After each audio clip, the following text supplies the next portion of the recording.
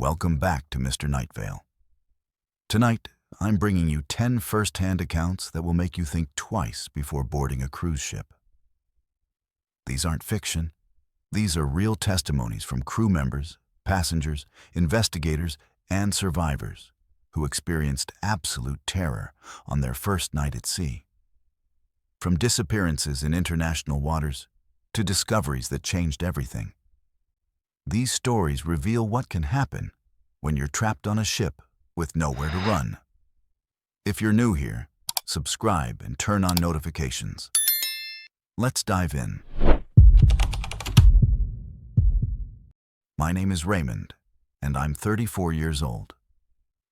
I work as a passenger services coordinator for Royal Caribbean International, based out of their Miami headquarters on Dodge Island. I've been in the cruise industry for 11 years now, starting as a guest services representative right out of college, where I got my degree in hospitality management. My job involves overseeing passenger manifests, coordinating embarkation processes, and ensuring that every single person who boards our vessels is accounted for from the moment they step onto the gangway until they disembark at their final destination.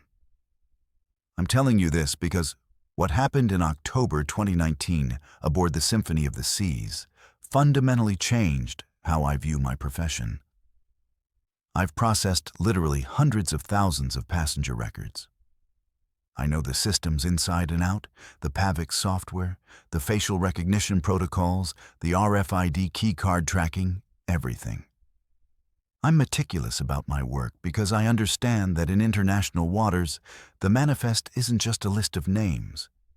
It's a legal document that determines who has the right to be on that ship, and more importantly, who shouldn't be there. October 12th, 2019 was supposed to be a routine embarkation day.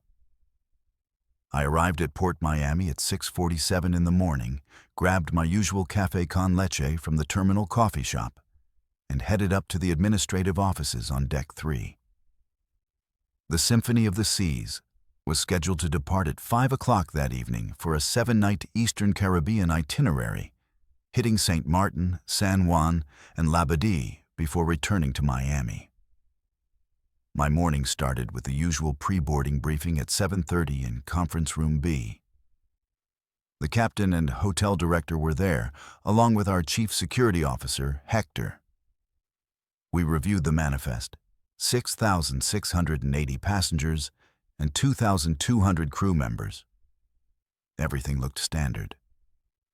The captain looked at me with that half-smile he always had and said in his thick Norwegian accent, "Raymond, please tell me we won't have any manifest discrepancies today." He was referring to an incident 3 months prior, where a passenger's middle name had been misspelled, causing a 2-hour delay. I assured him, "Clean manifest, Captain.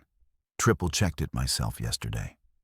Embarkation began at 11 o'clock sharp. I spent most of my time monitoring the PAVIC's dashboard from my office, watching the green check marks appear as each passenger successfully boarded. Terminal 1 at Gate A was processing about 180 passengers per hour. Terminal 2 at Gate B was slightly slower at 165 per hour. By 2:30 in the afternoon, we'd boarded 5,847 passengers, right on schedule. I took a late lunch break around 3:15, heading down to the crew mess on Deck 2.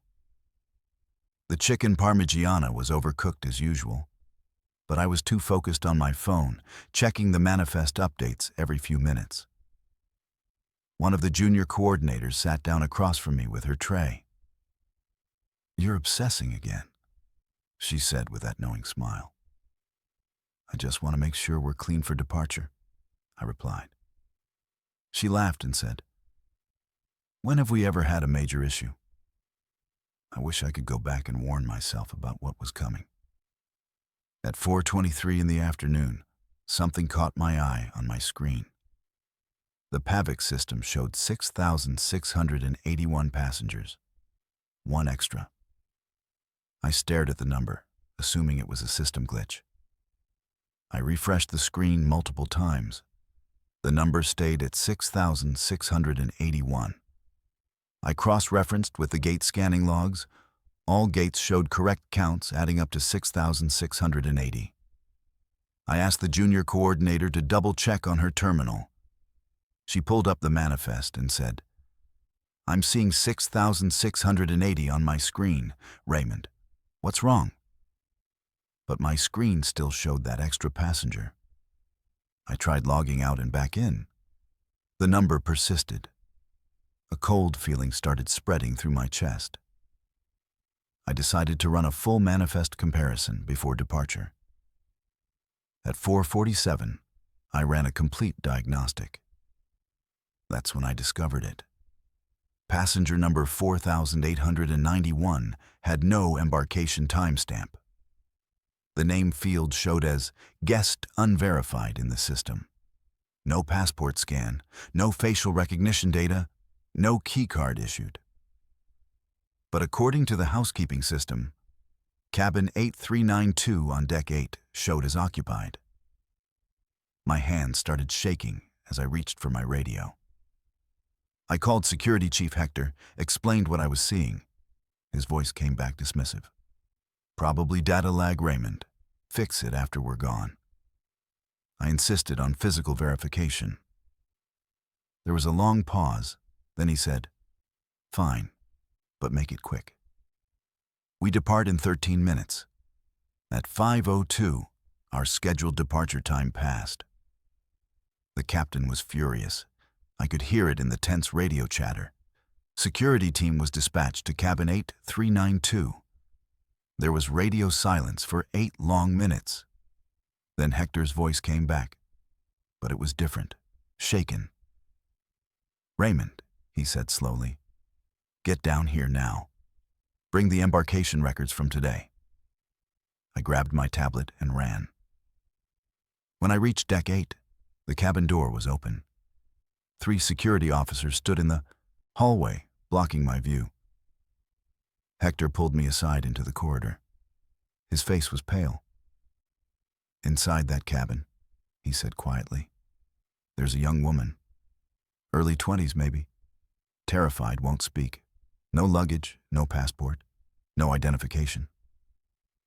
She was hiding in the bathroom when we entered." I looked past him into the cabin. A woman sat on the edge of the bed, wearing dirty clothes that looked like they hadn't been washed in weeks. Her wrists showed bruising, dark purple marks against pale skin. She wouldn't make eye contact with anyone. The medical team arrived, but she refused to leave the cabin. I checked my tablet. The cabin was booked under a man's name, a solo traveler. I pulled up his booking history. 6 cruises in the past 8 months, all solo bookings, all interior cabins. But something was wrong. I showed Hector the screen. "Look at the passport scans," I said. "Every cruise shows a different person, different faces, different ages, all supposedly the same booking name." Hector's jaw clenched. His hand moved to his radio. "We need FBI," he said, "right now."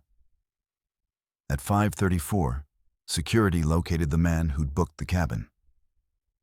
He was sitting at a blackjack table in the Deck 10 casino, completely calm. When security approached, he tried to run. They tackled him near the Royal Promenade as hundreds of passengers watched in confusion. His name was Edwin, 43 years old, and he had an Interpol red notice for human trafficking. In the cabin, the woman finally spoke in broken English with an Eastern European accent. Her name was Amara. She was 21 years old, from Moldova. She told us through tears that she'd been promised restaurant work in America. Instead, she was held in a warehouse near Miami International Airport for 3 weeks. That morning, Edwin had forced her onto the ship, hiding her in the cabin. She was supposed to be delivered to someone in San Juan, Puerto Rico. If the ship had departed on time, she would have disappeared forever. The FBI arrived at 6:18 that evening. They boarded with a full team, and suddenly my office became a command center. Edwin's laptop was cracked open by their tech specialist. What they found made my blood run cold. Communications with a network spanning 4 different cruise lines. Evidence of 23 victims trafficked over 19 months. The method was always the same: book interior cabins under fake names, smuggle victims aboard during the chaos of embarkation, hide them on the first night, then transfer them to accomplices at the first port. All 6,680 passengers were held on board overnight while interviews were conducted. Edwin's devices revealed a network of 12 members across the U.S., Caribbean, and Eastern Europe. Bank records showed $2.3 million moving through shell companies. Hector worked with the FBI through the night, coordinating searches and interviews. He'd been dismissive of my concerns at first, but now he looked at me with something like respect mixed with horror. "If you hadn't caught that number," he said to me around 3 in the morning, "she'd be gone. We'd have sailed right out with her hidden in that cabin." I nodded, too exhausted to respond. We stood there in my small office, watching FBI agents work. And I thought about all the other times I'd seen small discrepancies and ignored them because we were running late, or the captain was impatient, or it seemed like too much trouble. How many had I missed? How many people had slipped through because I'd been too focused on keeping schedules? On October 14th, the FBI raided a warehouse on Northwest 25th Street in Miami. They rescued 3 more women who'd been held there, waiting to be smuggled onto ships. 2 men were arrested at the scene, both working for Edwin's network. The investigation revealed that Edwin had been using cruise ships because security was less stringent than airports. International waters complicated jurisdiction, and multiple countries made prosecution difficult. The pattern had been going on for 4 years, with an estimated 89 victims total. Hector told me later that the FBI called it one of the most sophisticated maritime trafficking operations they'd ever seen. Edwin had corrupted port workers, created an entire system of fake identities, and exploited every gap in cruise line security protocols.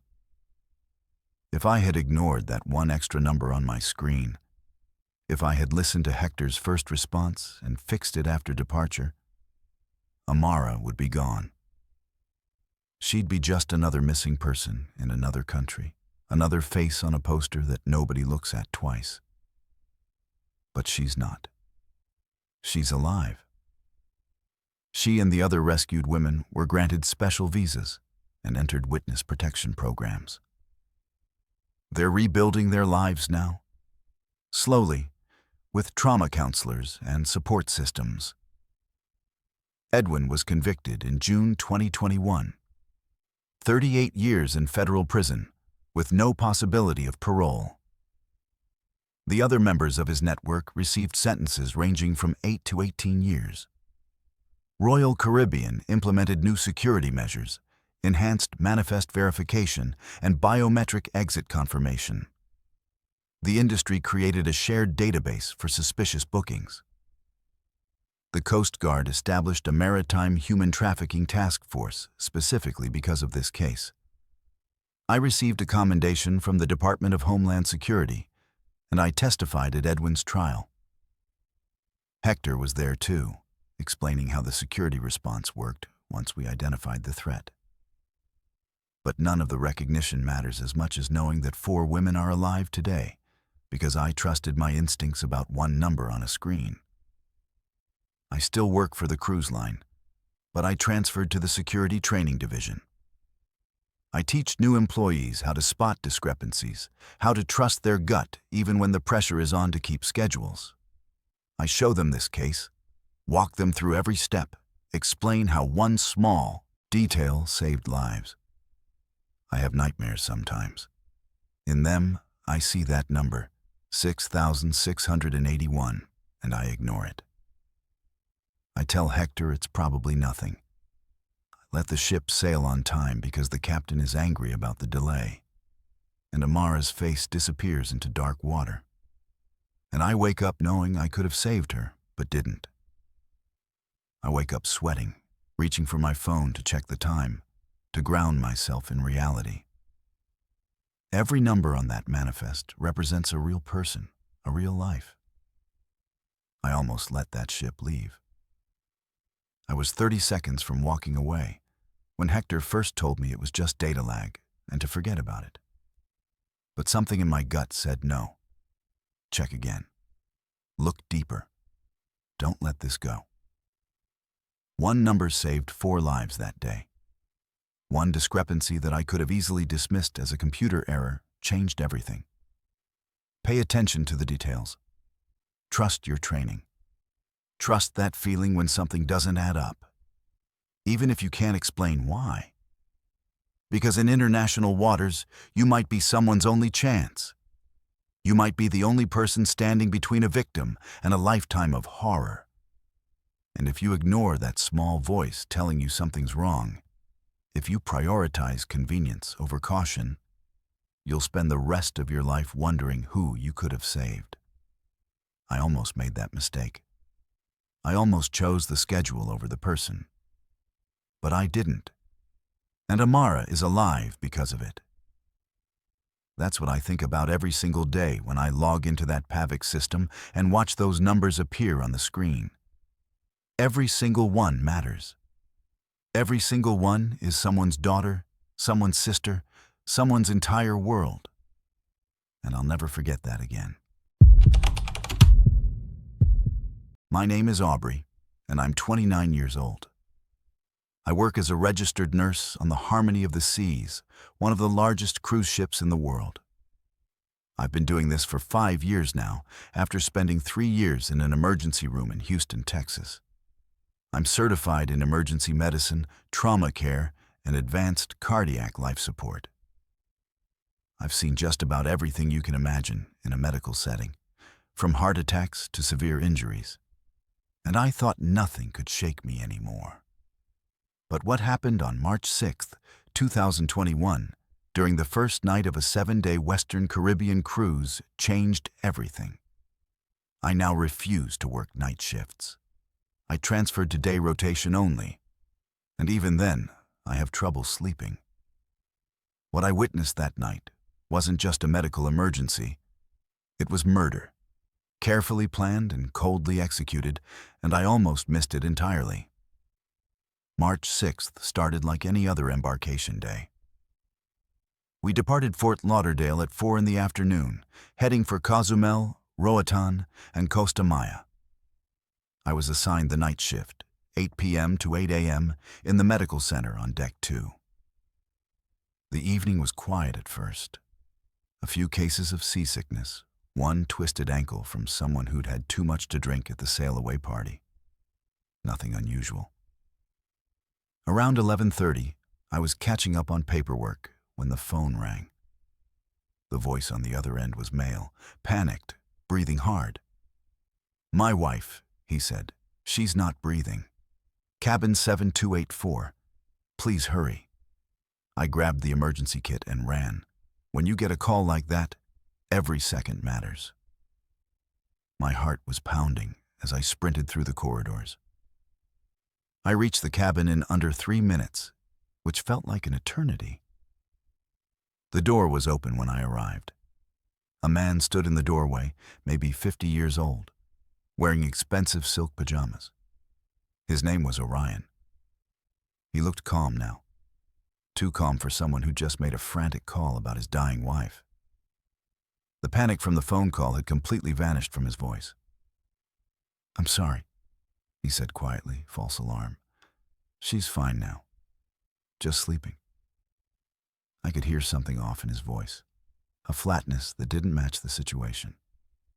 His hands were shaking slightly, but his face showed no emotion at all. I told him I needed to examine his wife anyway, that it was protocol once a call like that had been made. He blocked the doorway slightly, his body language defensive. "Really, we're fine," he insisted. "Don't want to bother you. I appreciate you coming, but she just woke up. Everything's okay now." But something in my gut told me this wasn't right. I pushed past him gently but firmly, and what I saw made my blood run cold. The woman was lying in bed, completely still. Too still. Her name was Nightveil, and she was 48 years old. I approached and touched her wrist. Her skin was ice cold, the kind of cold that only comes after life has left the body. No pulse. I checked her carotid artery, pressing my fingers against her neck. Nothing. Her pupils were fixed and dilated when I pulled back her eyelids. She'd been dead for hours, at least 2 or 3 based on the body temperature and the early signs of rigor mortis I could see starting to set in her jaw and fingers. "Sir," I said, turning to Orion, "how long has she been like this?" He stared at me blankly, like he didn't understand the question. "Like what?" "She's sleeping. Can't you see she's just sleeping?" His voice had this strange quality, like he was reading lines from a script he'd memorized, but didn't quite believe. I started CPR immediately, knowing it was futile, but following protocol. I had to try, even though I knew she was gone. I worked on her for 15 minutes, doing chest compressions, checking for any sign of response. Nothing.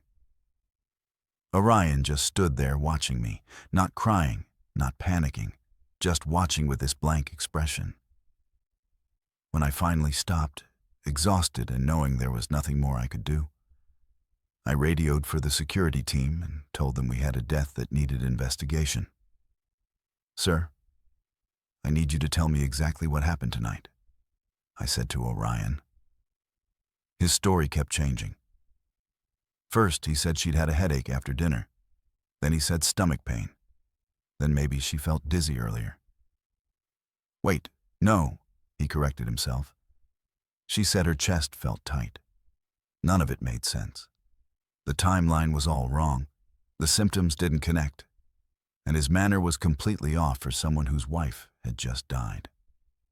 I began examining Nightveil more carefully while we waited for security. There were no obvious signs of trauma, no visible injuries. But when I looked closer, I saw petechiae, tiny red spots in the whites of her eyes that suggested suffocation or poisoning. I found 7 medication bottles on the dresser, all in Nightveil's name. Blood pressure medication, antidepressants, pain management drugs. But every single bottle was completely full. The seals hadn't even been broken on some of them. She hadn't taken any of her medications, which was strange for someone who clearly had chronic health conditions requiring multiple prescriptions. On the table near the balcony door were 2 wine glasses from dinner. One glass had a strange oily residue at the bottom that immediately caught my attention. It had an unusual sheen to it, not like normal wine sediment. I asked Orion about the wine glasses. "Oh, we had wine with dinner," he said casually, "from the dining room. We brought it back to the cabin." "Which glass was your wife's?" I asked. He pointed to the one with the residue, then seemed to realize his mistake and said, "Actually, I'm not sure. Maybe that one was mine. I don't remember." But I'd already noted which glass had lipstick marks on the rim, a soft pink color that matched the lipstick I could see on Nightveil's lips. It was the glass with the residue. I carefully moved both glasses away from the edge of the table, making sure not to disturb them more than necessary. When security arrived, I explained everything I'd found.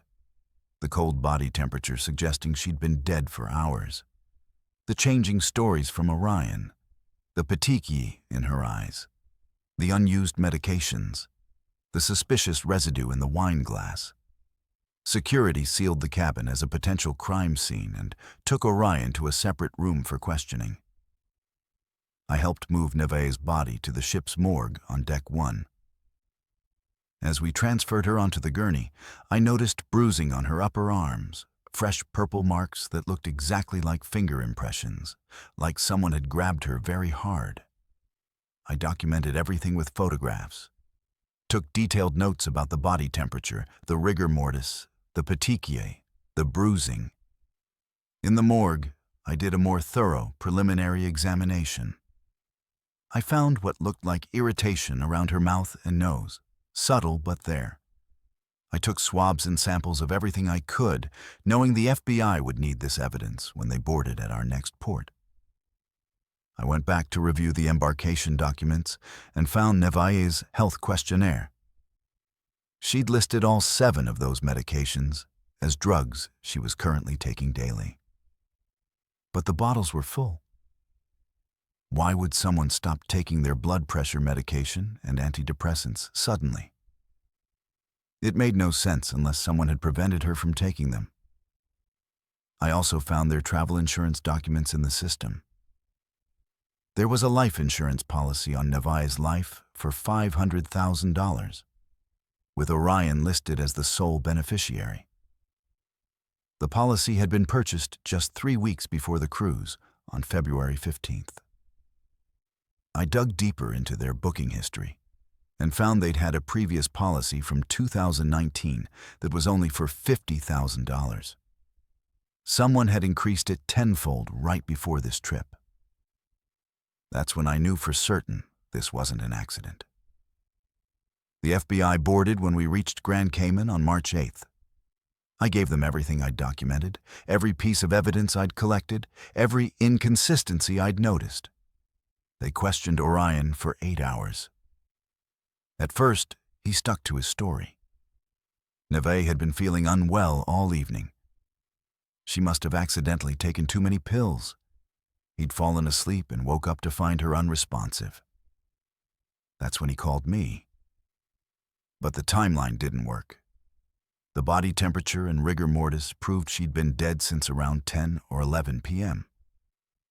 He didn't call me until 1:23 in the morning.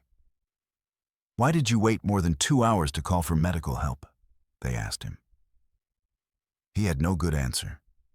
He stammered, looked at his hands, changed his story again. When confronted with all the evidence, the unused medications, the insurance policy, the bruising on Nightveil's arms, the residue in the wine glass, he finally started to break down. The wine glass was sent to a lab, and the results came back positive for crushed zolpidem and cyclobenzaprine, sleeping pills and muscle relaxants ground into powder and mixed into the wine. Enough of both drugs to cause respiratory failure in combination. The FBI found Orion's phone and discovered his search history from the weeks before the cruise. He'd researched undetectable poisons, how cruise ship death investigations worked, whether deaths in international waters were thoroughly examined. He'd searched for information about life insurance policies and whether they paid out for accidental deaths at sea. He'd planned this for weeks, maybe months. The financial investigation revealed Orion's business was failing. He had over $340,000 in debt from failed investments and gambling losses. His marriage to Nightveil had been deteriorating. They'd been fighting about money constantly. She'd told a friend 2 days before the cruise that she was having second thoughts about the trip, that Orion had been different lately, more controlling, more desperate. She'd been planning to leave him after they returned home. He couldn't afford a divorce. He couldn't afford to lose half of everything in a settlement. So he decided to kill her and collect the insurance money. He thought that in international waters, on a cruise ship, her death would be ruled natural. He thought a middle-aged woman with multiple health conditions dying of an apparent heart attack wouldn't raise suspicions. He'd planned to have her cremated at sea before anyone could do a thorough autopsy. But he made mistakes. He waited too long to call me, probably because he wanted to make absolutely sure she was dead. That delay meant her body temperature dropped too much, meant rigor mortis started setting in, meant I knew immediately something was wrong. He didn't expect me to notice the petechiae in her eyes or the bruising on her arms from when he'd held her down. He didn't expect me to find the residue in the wine glass or to question why all her medications were untouched. He didn't expect anyone to care enough to look closely. Orion was arrested on March 14, 2021. He was charged with first-degree murder. The trial took place in federal court in Houston in September 2022. I had to testify for 2 full days, describing everything I'd seen that night, every detail I'd documented, every inconsistency that had made me suspicious. The prosecution built their case on the evidence I'd collected and the FBI's investigation. They showed the jury Orion's internet search history. They presented the financial records showing his debts and his motive. They played recordings of his inconsistent statements, how his story changed every time he was questioned. The defense tried to argue it was an accident, that perhaps Nightveil had taken the pills herself, that maybe she'd been suicidal. But the evidence was overwhelming. The crushed pills in her wine glass, the fact that he'd disposed of the wine bottle by throwing it overboard, the bruising on her arms showing she'd been restrained, the 2-hour delay before he called for help. The jury deliberated for only 4 hours before returning a guilty verdict on all counts. Orion was sentenced to life in prison without the possibility of parole in December 2022. I still work for the cruise line, but everything changed after that night. I developed post-traumatic stress disorder from the experience. I have nightmares where I see Nightveil's face, her fixed pupils staring at nothing, her cold skin under my fingers. I wake up in a panic at 1:23 in the morning, the exact time Orion called me, thinking I hear that phone ringing again. I transferred to day shifts because I can't handle the darkness and quiet of night work anymore. The overnight hours feel dangerous now. Feel like the time when terrible things happen and no one notices until it's too late. I go to therapy twice a month. My therapist says it's normal to be affected by something like this, that bearing witness to evil leaves marks on your soul. It helps slowly, but I don't think I'll ever fully get over it. What haunts me most is how close Orion came to getting away with it. If I had believed him when he said false alarm at the door, if I had turned around and left because he insisted everything was fine, Nightveil's death would have been ruled natural causes. The ship's medical examiner would have signed a death certificate citing heart failure or stroke. Her body would have been kept in the morgue until we returned to port, then released to Orion for cremation. He would have collected his $500,000 in insurance money. He would have walked away free, probably would have done it again to someone else someday. I was 30 seconds from accepting his dismissal at that cabin door. 30 seconds from walking back to the medical center and finishing my paperwork, writing it off as a false alarm from a panicked husband.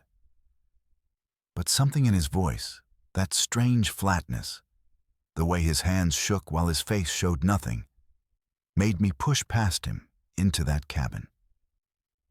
That instinct, that feeling that something was deeply wrong despite what he was telling me, saved the case. It got justice for Nightveil, but it didn't save her life. She was already gone, had been gone for hours, alone with the man who was supposed to love and protect her. I think about her last moments constantly. Did she know what was happening when she tasted the drugged wine? Did she realize, as the drowsiness took over, that Orion had done this to her? Or did she just feel herself getting sleepy, thinking it was the exhaustion from travel, from embarkation day, from the stress of trying to save a failing marriage? I hope she didn't know. I hope she just drifted off thinking she was going to sleep and would wake up to a new day. But the bruising on her arms suggests she fought at some point, that she knew something was terribly wrong. That breaks my heart more than anything. Nightveil deserved so much better. She deserved to escape that marriage, to file for divorce, to rebuild her life somewhere safe. She deserved to grow old, to find happiness, to be free from a man who valued money more than her life. Instead, she died on the first night of what was supposed to be a vacation, killed by someone she trusted for years. I keep her picture on my phone, a photo from the embarkation documents. She's smiling in it, looking hopeful despite everything. I look at that photo whenever I doubt myself, whenever I wonder if I'm being too paranoid or too careful. It reminds me why I do this job. It reminds me that every patient matters, that every strange detail could mean the difference between justice and another person getting away with murder. I'll carry Nightveil with me for the rest of my life, and I'll make sure that her death meant something, that it changed how we look at suspicious deaths at sea, that it saved someone else by making us all more vigilant. My name is Skylar, and I'm 26 years old. I work as an entertainment host and dancer for Carnival Cruise Line aboard the Carnival Vista. I've been in the cruise entertainment industry for 3 years now, after spending 5 years performing in various shows in Las Vegas. I'm trained in multiple dance styles. I host deck parties, lead activities, and perform in our main production shows. I love my job most of the time. The energy, the travel, meeting people from all over the world. But what happened on June 17th, 2017, during the first night of a 7-day Caribbean cruise out of Galveston, Texas, changed everything for me. I left the cruise industry entirely 6 months after that night. I now work at a dance studio on land, teaching kids ballet and jazz. I'll never set foot on a cruise ship again, not as a passenger, not as crew, never. What I witnessed that night defies any rational explanation I can give. And the company's response was to threaten my career and my livelihood if I ever spoke about it publicly. June 17th started like any other embarkation day. We were sailing to Jamaica, Grand Cayman, and Cozumel. The welcome aboard show that evening at 9 o'clock went perfectly. I performed the opening number with 5 other dancers, and the audience of over 2,000 passengers gave us a standing ovation. After the show, around 10:45, we had our usual cast gathering in the crew bar on Deck 2. We were celebrating a good opening night, joking about some awkward meet and greets we'd done earlier with passengers. My roommate Alina, who's also a dancer, was complaining about her sore feet from the new heels they'd made us wear for the show. We left the crew bar around 11:30 and started walking back to our cabin on Deck 1. To get there, we had to pass through some passenger areas because of how the crew corridors connect on that particular ship. We were walking through the Deck 3 promenade, which is usually packed with passengers until at least 2 in the morning on the first night. People shopping, drinking, exploring the ship. But it was eerily quiet. Almost no one was visible.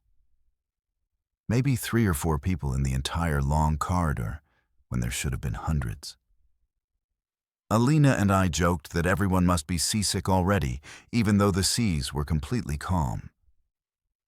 We reached the crew corridor entrance at 11:41, and we were just about to swipe our crew cards when we heard it. Music. Faint at first, coming from somewhere above us. It wasn't the usual ship music that plays in the public areas. This was different. Strange rhythm, almost hypnotic, repetitive. It made me feel uneasy immediately, almost nauseous. Alina stopped and looked at me. "What is that?" she asked. I pulled out my phone and checked the entertainment schedule. There was nothing listed for any venue at that time. The grand ballroom on Deck 5 was supposed to be completely empty, closed for the night, with no events scheduled until the next afternoon. But the music was clearly coming from up there. It was getting louder, or maybe we were just becoming more aware of it. It had this drone-like quality, no lyrics, just this melody that repeated over and over. Alina said we should check it out. And even though every instinct told me to just go to bed, curiosity won. We took the crew elevator to Deck 5. The corridor leading to the ballroom was completely empty and silent, except for that music. Every step we took closer, the music got louder, and I felt increasingly wrong. My stomach was churning. Alina's face had gone pale. The heavy wooden doors to the ballroom were closed, but not locked. I tried the handle, and it opened easily. We both peeked inside, and what we saw made absolutely no sense. The ballroom was filled with people. I'd estimate 400, maybe 500 passengers, all of them standing perfectly still, facing forward toward the stage. No movement, no talking, absolute silence, except for that music playing through the speakers. On the stage was a single figure dressed in dark clothing with their back to the crowd, arms raised like a conductor. Every single passenger had the same blank expression, eyes open but unseeing, staring forward. There were elderly people, middle-aged couples, young adults, even some teenagers. Some were still in their dinner clothes, others in pajamas, all just standing there like statues. Alina grabbed my arm hard enough to bruise. "We need to leave," she whispered. "Now."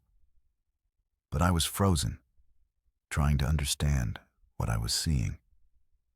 I took a step into the ballroom. Alina followed reluctantly. We walked along the side wall, trying to stay quiet, trying not to disturb whatever this was. I got close to one woman, maybe 60 years old, standing near the edge. Tears were streaming down her face, but her expression never changed. No awareness that she was crying. The man next to her, younger, maybe 30, had this slight smile frozen on his face. Both of them just staring at the figure on stage. I waved my hand in front of the man's face. Nothing. No reaction at all. Alina was breathing fast, starting to panic. "Skylar, we have to get security," she said. But as she spoke, the music shifted. The tempo increased slightly, and suddenly every single one of those 500 people tilted their heads to the left in perfect unison. The exact same angle, the exact same moment, like they were all connected to the same puppeteer. Then back to center, then to the right, back to center, moving as one organism. It was the most terrifying thing I've ever seen. We started backing toward the door. The figure on stage began to turn around slowly. I couldn't see the face because of a hood, but it was definitely tall and thin. Male, I think. The figure raised their arms higher, and the music got even louder. Then the passengers started swaying, still in perfect unison, slow rhythmic movements side to side. Some of them began humming. The same single note, hundreds of voices creating this sound that filled the ballroom and vibrated in my chest. It was physically painful. My ears were ringing. Alina screamed and ran for the door. I was right behind her. The door slammed shut behind us by itself. We didn't stop running until we reached the crew deck. Alina was crying, hyperventilating. What did we just see? What was that? I had no answer. We went straight to the entertainment director's cabin. His name was Jay, and he'd been working cruise ships for 20 years. We pounded on his door at 12:04 in the morning. He answered annoyed, asking what emergency could possibly require waking him. We talked over each other, incoherent, trying to explain. He looked skeptical, like we'd been drinking. "You've been at the crew bar," he said flatly. "No," I insisted. "Come see. Everyone's in the ballroom. Something's happening. Something's really wrong." He reluctantly agreed to come with us, probably just to prove we were making it up. We took him back to Deck 5. We reached the ballroom at 12:09. Jay opened the door. The ballroom was completely empty. Lights off. Music gone. No passengers. No figure on stage. Nothing. Jay turned to us with anger in his eyes. "This is the emergency? An empty room? You woke me up for this? We insisted it had been full just 5 minutes ago. Hundreds of people." But as we were arguing, I noticed the floor. It was slightly damp. And there were footprints everywhere, hundreds of shoe prints on the polished floor. "Look," I said, pointing. Someone was here. Jay examined the floor, and his expression changed from annoyed to troubled. He called the security chief on his radio. When she arrived, she checked the entire ballroom with a flashlight, found nothing unusual except for the wet floor. She pulled up the security camera system on her tablet. The ballroom cameras showed an empty, dark room all night from 8 p.m. to the current time. No one had entered, but at 11:52, there was a brief static interference. The camera glitched for 8 seconds, then returned to normal. During those 8 seconds, the screen was just black. "That's when we were inside," Alina said. "The camera glitched when we opened the door. Security did a full sweep of Deck 5. They found something in the sound booth overlooking the ballroom. The equipment was on, still warm. There was an audio file playing on repeat on a laptop that wasn't ship property. Someone had brought it aboard. The file was called Gathering Protocol 17. Security confiscated the laptop. The next morning, we were called to the captain's office. We gave detailed statements about everything we'd seen. The laptop was analyzed. The audio file contained specific frequency patterns known to affect brain activity, frequencies used in some therapeutic contexts, but at dangerous levels that could induce trance-like states. The captain showed us passenger keycard data. Approximately 470 passenger keycards showed no activity between 11:30 p.m. and 12:30 a.m., meaning those passengers weren't in their cabins during that exact time frame. That number matched what we'd estimated in the ballroom. Security interviewed some of those passengers over the next 2 days. 43 agreed to be questioned. None of them remembered anything unusual. They said they went to bed after the welcome show and woke up normally. But one woman said she had a strange dream about standing in a big room with lots of people and not being able to move. Another passenger, a man in his 30s, said he woke up with an unexplained headache and sore feet. He was still wearing his shoes in bed, and there was dirt on them. But he had no memory of leaving his cabin. The ship's doctor examined 8 passengers who volunteered. They showed mild symptoms consistent with hypnotic or trance states, but nothing conclusive. The FBI was contacted, but they said there was insufficient evidence for a criminal investigation. No one was hurt, no one was complaining, no actual crime had been committed that they could identify. The investigation stalled. The laptop was traced through its serial number to a purchase in Miami in February 2017. The buyer used cash and gave a false name. The security footage from the store was already deleted. The audio file was sent to the FBI Behavioral Analysis Unit. They confirmed the frequencies were designed to induce a suggestible hypnotic state combined with specific musical patterns that create mass susceptibility. But there was no precedent for this kind of thing on a cruise ship. The theory was that someone had been testing mass hypnosis techniques on a captive audience. A cruise ship is perfect for that. Isolated environment, controlled space, thousands of people in one place. But they never identified who did it or why. Then the cruise line's legal department got involved. We were all forced to sign non-disclosure agreements. Me, Alina, Jay, the security chief, everyone who knew what happened. They threatened us with termination and legal action if we discussed the incident with anyone. The official story became that there was an equipment malfunction and nothing actually happened. The security footage showing the glitch was deleted. The laptop was lost during the investigation somehow. The whole thing was buried. The company feared lawsuits, bad publicity, loss of passenger confidence. They made it disappear from all records.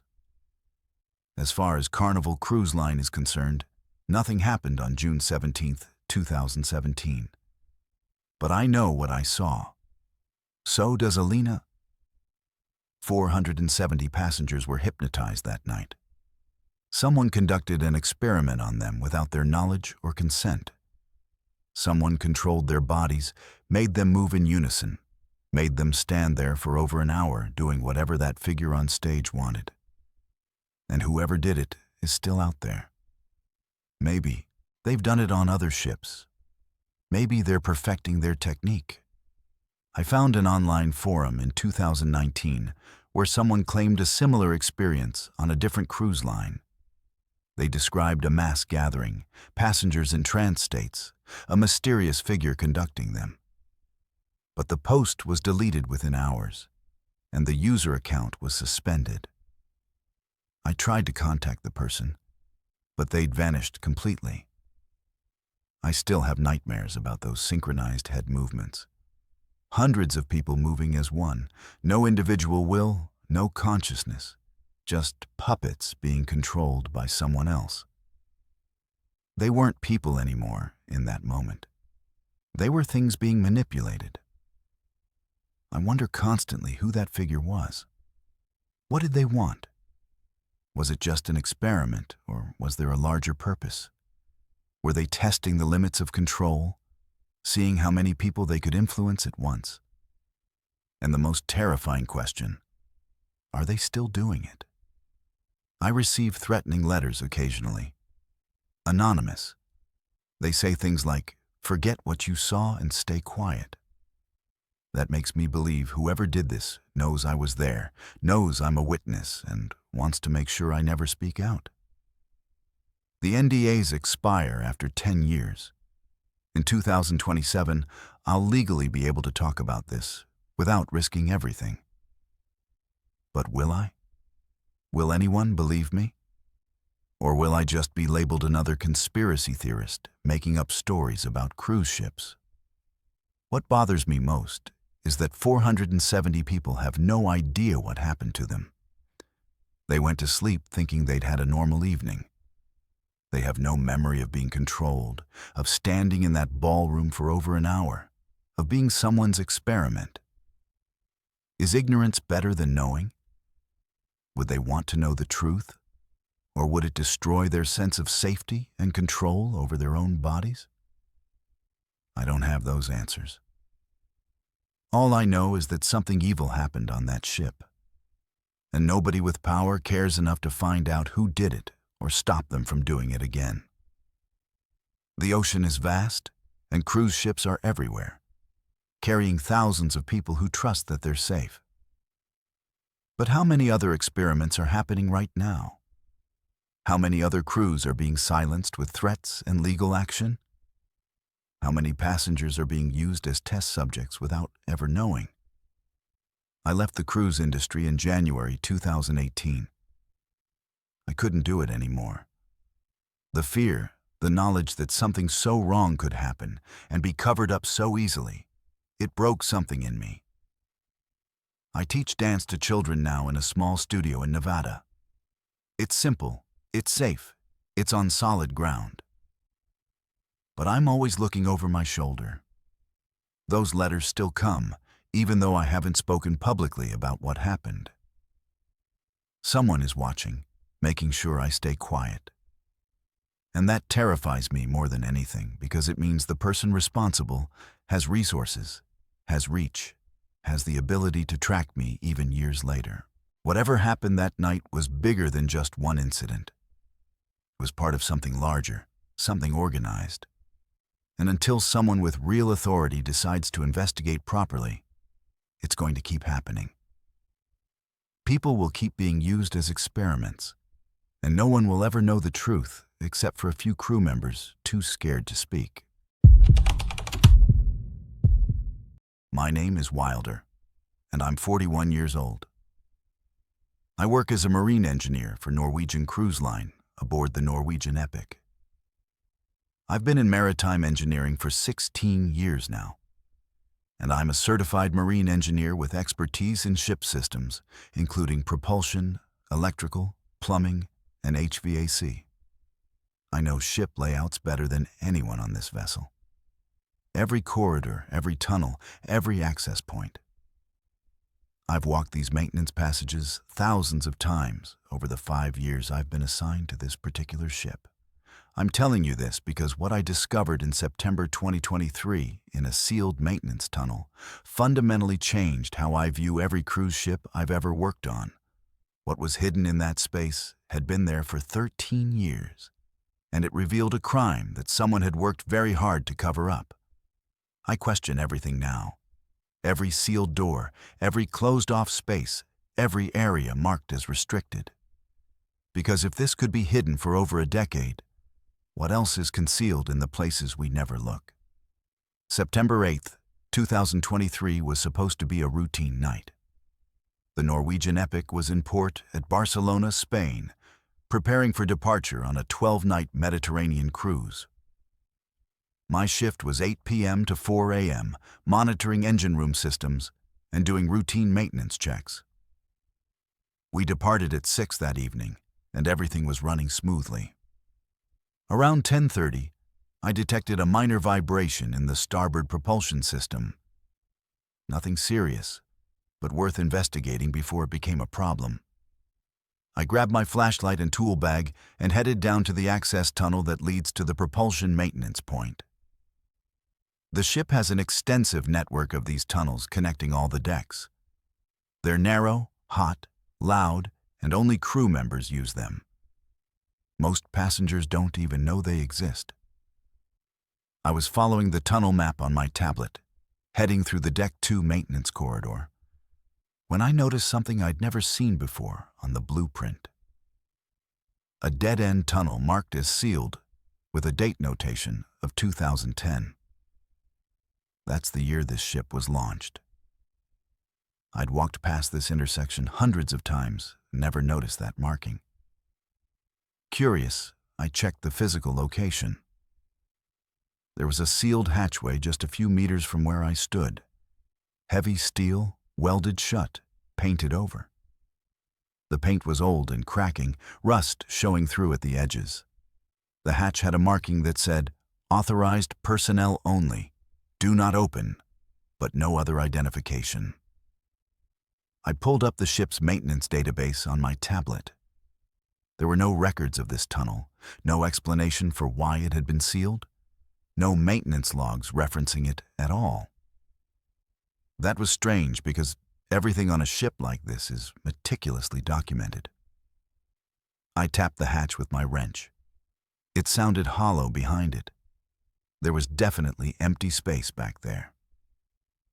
I made a mental note to ask the chief engineer about it later and continued to my original destination. I fixed the propulsion issue, which was just a minor bearing alignment problem, and headed back through the same corridor around 11:35. I stopped at that sealed hatch again. I couldn't shake my curiosity about it. Why seal a maintenance tunnel? Access is crucial for repairs. It made no sense from an engineering perspective. I examined the welding more closely with my flashlight. The welds were definitely from 2010 based on the oxidation patterns. At the bottom edge of the hatch, the weld had separated slightly, creating a gap maybe a 1/4 inch wide. I shined my flashlight through the gap and could see the tunnel extending back about 10 feet before it turned. The floor was covered in thick dust, completely undisturbed for years. But I could also see something else. A reflection. Something metallic on the floor deeper in the tunnel. My mind was racing. Why would you seal a tunnel with items still inside? I checked my schedule. We'd be in port again tomorrow evening in Marseille, France. I could request official access through the chief engineer then. But my instinct told me this was being hidden intentionally. Against my better judgment, I decided to investigate myself first. At 2 in the morning, during a slow period when most systems were automated and running fine, I returned to the hatch with an angle grinder from the engine workshop. I also brought a pry bar, crowbar, and heavy gloves. I hesitated before starting. This violated protocol. I could be fired for unauthorized access to sealed areas. But my curiosity overwhelmed my caution. I started grinding away the weld at the bottom of the hatch. The noise was loud, sparks flying everywhere. It took 20 minutes to create an opening large enough to squeeze through. At 2:41, I opened the gap and shined my light inside. The tunnel was confirmed, about 30 feet long and ending at a wall. The metallic object I'd seen was there, about 15 feet in. It looked like a briefcase or metal box. I squeezed through the opening and crawled forward on my hands and knees. The tunnel was too low to stand, maybe 3 feet high. The air was stale and thick with dust. It was hard to breathe, and my heart was pounding. I reached the briefcase and picked it up. It was old, rusted, heavy. But then I saw something else behind it. What I'd thought was a pile of old clothes or rags. I moved closer with my flashlight, and my blood went cold. It was a human skeleton. A complete skeleton collapsed against the tunnel wall, still wearing deteriorated fabric that had once been clothing. I stumbled backward, hit my head hard on the low ceiling, and scrambled back toward the opening. My hands were shaking so badly I could barely key my radio. I called security and barely managed to say there were human remains in the Deck 2 maintenance tunnel. The security chief arrived within minutes. Her name was Magnolia, and she'd been with the cruise line for over a decade. I showed her the opened hatch and what was inside. She looked through with her flashlight, and her face went completely pale. "We need the captain," she said immediately. "Do not leave this location." The captain arrived at 3:18 in the morning, half-dressed, clearly having been woken up. He entered the tunnel himself to verify what we'd found. When he came back out, his face was grim. "This is now a crime scene," he said. "Nobody touches anything else." The entire Deck 2 maintenance area was sealed off. Spanish authorities were contacted since we were currently in Spanish territorial waters. The Coast Guard was notified. Guardia Civil, the Spanish police, were called. Our scheduled departure from Barcelona was delayed indefinitely. At 6 in the morning, Spanish police boarded with a full forensic team.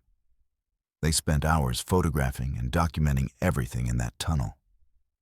The skeletal remains were carefully removed. The briefcase was retrieved and opened on site. Inside were ship blueprints, documents, a USB drive, and personal items including a wallet, ID card, and keys. The ID revealed the victim was a male crew member, 34 years old at the time of death. His name was Eric. He'd worked as a contractor during the ship's final construction phase in 2009 and 2010. According to records, he was reported missing in May 2010, just 1 week before the ship's maiden voyage. A missing person case had been filed in France where he lived. He was never found. His family had been searching for 13 years. The case had gone cold almost immediately, with investigators assuming he'd simply left his job and moved on. The forensic anthropologist estimated the remains had been there for 13 to 15 years, which matched the timeline perfectly. The cause of death was blunt force trauma to the skull.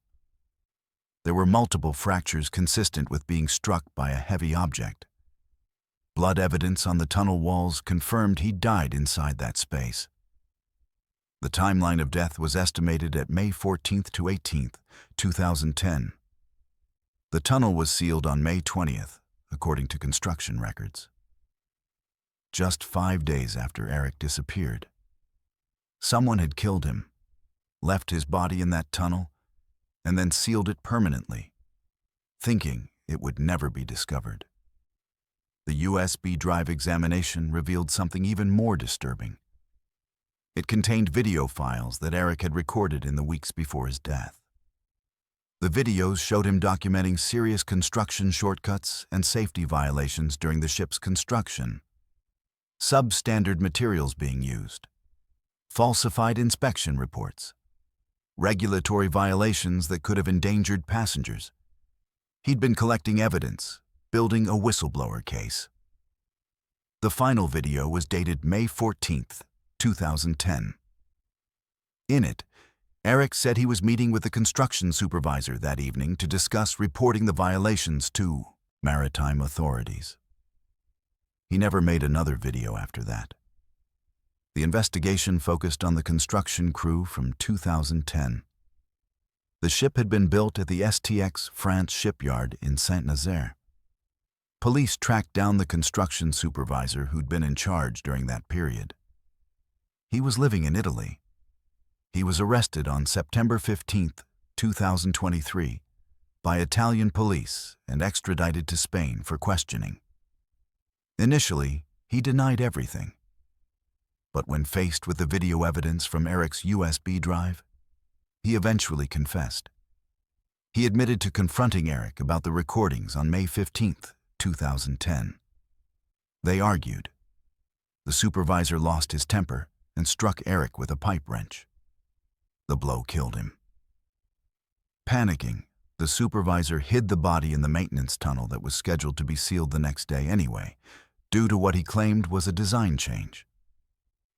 He ordered the tunnel sealed on May 20th, and the construction crew followed orders without questioning it. He thought the body would never be found, that the ship would sail forever with that tunnel permanently closed. The construction violations that Eric had documented were real. The ship had multiple safety issues at launch, but they'd passed inspections through falsified records and bribes to inspectors. The issues were later corrected during routine maintenance over the years, so current passengers had never been in danger. But in 2010, those violations could have caused serious problems. Eric had died trying to protect future passengers, trying to do the right thing. Norwegian Cruise Line faced investigation for the construction practices, though current management wasn't responsible for what had happened 13 years ago.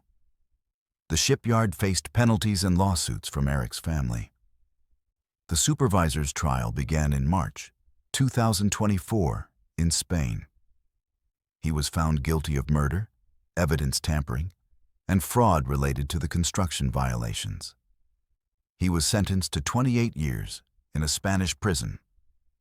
The shipyard where the Norwegian Epic was built paid a settlement to Eric's family. The amount was undisclosed, but estimated between $8 and $12 million. Norwegian Cruise Line wasn't held criminally liable, but voluntarily contributed to the settlement as a gesture of responsibility. Eric's remains were returned to his family in France in September 2023.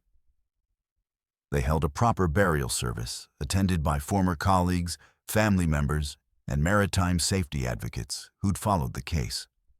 I was praised by the company for the discovery, though I was also officially reprimanded for opening the sealed hatch without authorization. They decided not to terminate me, given the circumstances and the importance of what I'd found. But the incident led to major changes across the industry. All cruise ships are now required to document every sealed space with detailed records of why it was closed and what's inside. The International Maritime Organization issued a new safety directive. Random inspections of maintenance areas became standard procedure. Several other ships were found to have undocumented sealed tunnels during the audits that followed, though thankfully none contained human remains. The discoveries did raise serious concerns about what else might be hidden in spaces that haven't been opened in decades. The media coverage was extensive. They called it the sealed tunnel murder A documentary is currently in production about the case. I've given several interviews and now advocate for maritime workers' safety and whistleblower protections. Eric's story has become a cautionary tale in the industry about what happens when profit is prioritized over safety and when people who try to do the right thing are silenced. His family established a foundation in his name that supports maritime safety initiatives and provides legal support for whistleblowers in the shipping industry. I walk the maintenance tunnels differently now. I'm always wondering what else might be hidden behind sealed doors and closed-off spaces. Every ship I've worked on since then, I check the documentation for sealed areas. I verify that the records match the physical locations. I ask questions when something doesn't make sense. Ships have secrets, more than most people realize. These massive vessels have hundreds of spaces that passengers never see, areas that only a handful of crew members ever access. And in those hidden places, anything could be concealed. I'm haunted by the image of that skeleton reaching toward the briefcase. Eric's final act being to hold on to the evidence he'd collected. He died trying to do the right thing, trying to protect people he'd never meet. I wish I could have found him sooner, that I'd noticed that sealed hatch years ago instead of walking past it hundreds of times without really looking. But I'm grateful that his family finally has answers after 13 years of not knowing. They told me during the trial that the not knowing had been torture, that always wondering if he was alive somewhere, if he'd abandoned them, if he was hurt or lost. That uncertainty had been unbearable. At least now they could properly mourn and could honor his memory knowing he'd died as a hero, not as someone who'd run away. The supervisor's confession brought some closure, though it couldn't erase the pain of those lost years. What happened changed my entire view of the cruise industry. I used to think safety was the top priority, that regulations and inspections kept everyone protected. But money comes before safety too often. Shortcuts get taken, violations get covered up, whistleblowers get silenced, sometimes permanently. Eric proved that with his life. Now I speak at maritime safety conferences whenever I'm invited. I show Eric's photo and tell his story. I advocate for stronger protections for workers who report safety issues, for independent oversight that can't be bought or intimidated, for transparency in construction and maintenance practices. Every ship I work on now, I check the sealed spaces. I document everything. I ask uncomfortable questions. Because somewhere on another ship, there might be another sealed tunnel, another hidden space, another secret that someone doesn't want discovered. And I'll keep looking, keep questioning, keep checking. Because that's what Eric would have wanted. That's how I honor his memory and make sure his death meant something. My name is Amira, and I'm 17 years old, almost 18. I'm from Portland, Oregon, and in July 2022, my family took what was supposed to be a dream vacation. A 7-night cruise aboard the Allure of the Seas departing from Miami, Florida. It was a graduation present for me, celebrating finishing high school. My mom, my dad, and my 14-year-old brother were all so excited. I'd never been on a cruise before. The ship was massive, overwhelming in the best way. We boarded on July 9th, and I spent the afternoon exploring with my brother, playing mini golf, checking out the teen club, taking endless photos. Everything felt perfect. Dinner that night in the main dining room was amazing. We sat with friendly strangers, an older couple and a family with young kids. Everyone was in such a good mood, talking about where we were from and what we did for a living. After dinner, we went to the welcome show at 8. It was cheesy but fun, with the cruise director making jokes and introducing all the ship staff. My parents wanted to go to the casino after the show. My brother and I asked if we could explore the ship on our own. They agreed but told us to stay together and be back to the cabin by midnight. At 9:45, we were walking through the Royal Promenade, this long indoor shopping street in the middle of the ship. My brother wanted ice cream, so we stopped at a cafe. While he was ordering, I browsed a nearby jewelry shop, looking at bracelets and necklaces through the window. That's when I noticed a man watching me from across the promenade. He was maybe 25 or 30, thin, wearing a baseball cap and casual clothes. He made direct eye contact with me, and I quickly looked away. It made me uncomfortable, but I dismissed it. Sometimes people just look at other people. It doesn't always mean something. My brother finished his ice cream, and we headed to the teen disco on deck 14. We got there around 10:20. The music was loud, lights flashing, probably 50 or 60 teenagers dancing and hanging out. I danced with some new friends I'd just met, and my brother went to the arcade next door to play video games. Around 11:15, I stepped outside for some fresh air. The club was hot and crowded, and I just needed a minute to cool down and check my phone. I walked to a nearby outdoor deck area. It was quieter there, just the sound of the ocean and the wind. I was looking at my phone when I heard footsteps behind me. I turned around, and it was the same man from earlier. He was standing about 15 feet away, just staring at me. I tried to sound casual. Hi?" I said. He didn't respond, just kept staring. The silence stretched out for what felt like forever but was probably only 5 or 10 seconds. Then he took a step closer. My heart started racing. I backed up slightly. "Do I know you?" I asked, trying to keep my voice steady. He finally spoke, and his voice was flat, emotionless, creepy. "I've been watching you," he said. "You're very pretty." Every instinct in my body screamed danger. I tried to move past him toward the club entrance. "Okay, thanks. I need to go back inside now. My brother's waiting." But he sidestepped and blocked my path. "Don't leave yet," he said. "I want to talk to you." I could feel panic rising in my chest. "My brother's literally right inside," I said more firmly. "Excuse me."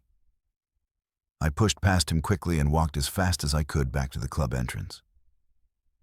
I looked back once. He was still standing there, watching me. I found my brother in the arcade and told him what happened. He wanted to report it to security, but I said no. I didn't want to make a big deal out of it. Didn't want to ruin our first night of the cruise over some creepy guy. I convinced myself it was nothing, that he was probably just socially awkward and didn't realize how uncomfortable he was making me. At 11:50, we headed back to our cabin on deck 9. I kept looking over my shoulder the whole way, paranoid that the man might be following us. We reached cabin 9547 and swiped our key cards. My parents weren't back yet, still at the casino. I changed into pajamas and tried to relax, but I couldn't shake the uneasy feeling. My brother asked if I was okay. I told him I was fine, just tired. Around 12:30, my parents came back, slightly tipsy and in a good mood. They asked about our night. I didn't mention the man. I didn't want to worry them. We all went to bed around 1 in the morning. I had trouble falling asleep, but eventually exhaustion won. At 2:47, I woke up to a sound, a quiet scratching noise coming from our balcony door. At first, I thought it was just the wind or something scraping against the ship. I tried to go back to sleep, but the sound continued, more insistent. I sat up in bed and looked toward the balcony. We had the curtain drawn over the sliding glass door, but I could see a shadow through the fabric, a person-shaped shadow. Someone was on our balcony. My entire body went cold. I watched as the shadow moved, and I heard the door handle being tested. Someone was trying to open the door. Thank God it was locked. The scratching continued. It sounded like someone was trying to pick the lock or force it open. I wanted to scream, but I was paralyzed with fear. Finally, I found my voice and whispered loudly toward where my parents were sleeping. "Mom, Dad." They didn't wake up. I tried again, louder. "Mom?" My mom stirred and asked what was wrong. "There's someone on the balcony," I managed to say. "Someone's trying to get in." My dad bolted awake and rushed to the balcony door. He threw open the curtain. The balcony was empty. He stepped outside and looked over the railing. The balcony below us, on deck 8, was accessible. Someone could have climbed down, but no one was visible now. My mom was holding me, both of us shaking. My brother woke up from all the commotion, confused and scared. My dad checked the door lock carefully. There were fresh scratches around the mechanism. Someone had definitely been trying to break in. My mom called security from the cabin phone. It was 3:04 in the morning. Security arrived within 5 minutes. Officers asked me to describe what happened. I told them everything, including the man from earlier in the evening on the deck outside the teen club. They asked for a description. I told them everything I could remember. Height, build, the baseball cap, his clothing. They radioed the description to all security personnel and said they'd search the ship. They told us to keep our door locked and not open it for anyone except security with proper identification. We stayed awake the rest of the night, terrified. None of us could sleep. We just sat there in the cabin with all the lights on, waiting. At 5:30 in the morning, the security chief came to our cabin. They'd found him. He was in custody. But then she told us something that made everything so much worse. He wasn't a passenger. He wasn't on the manifest. He was a stowaway. Someone who'd boarded the ship illegally in Miami without being detected. She looked shaken as she explained it to us. He'd been found hiding in the laundry facility on deck 3. He fought the security officers when they tried to arrest him, but they eventually subdued him. He was now restrained in the security holding cell. She asked if I could identify him. I nodded, still shaking. At 6 in the morning, my family was escorted to the security office on deck 2. Through a window, I could see the man in the holding cell. He was handcuffed, still wearing the same baseball cap. It was definitely him. "That's him," I said. The security chief showed us evidence bags on a table. Inside were items they'd found on him when they arrested him. Rope, duct tape, a knife, a bottle of chloroform. My mom gasped and covered her mouth. There were also printed photographs. Photos of me, taken during embarkation day in the Miami terminal. Pictures of me boarding the ship, walking with my family, carrying my luggage. Dozens of photos taken from a distance with a zoom lens. He'd been targeting me specifically before we'd even gotten on the ship. The security chief explained that his name was Jensen. He was 28 years old, from the Miami area. He had a criminal record, previous stalking charges in 2019. He'd served 18 months of probation, but violated it. There was an active bench warrant for his arrest from 2021. He'd been living homeless in Miami, apparently spending time near the port of Miami. He saw me during embarkation and became obsessed. He'd followed my family onto the ship by hiding in a catering delivery truck. The truck had entered the secure port area to make a delivery to the ship. Jensen had slipped out of the truck and hidden in the cargo hold. He stayed hidden for hours until the ship departed. His plan was to abduct me during the night and take me to a hidden area of the ship. He planned to keep me there until the ship returned to Miami. then somehow get me off the ship with him. The FBI was contacted immediately. The ship was in international waters, but the Coast Guard coordinated everything. On July 10th, the ship diverted to Nassau, Bahamas, so an FBI agent could board and take Jensen into custody. My family and I gave statements for hours. Jensen was interrogated, and eventually he started talking. He admitted everything. He said he'd seen me in the terminal and fell in love instantly. He had this delusional belief that we were meant to be together. He'd followed me onto the ship with a plan to rescue me from my family, as he put it.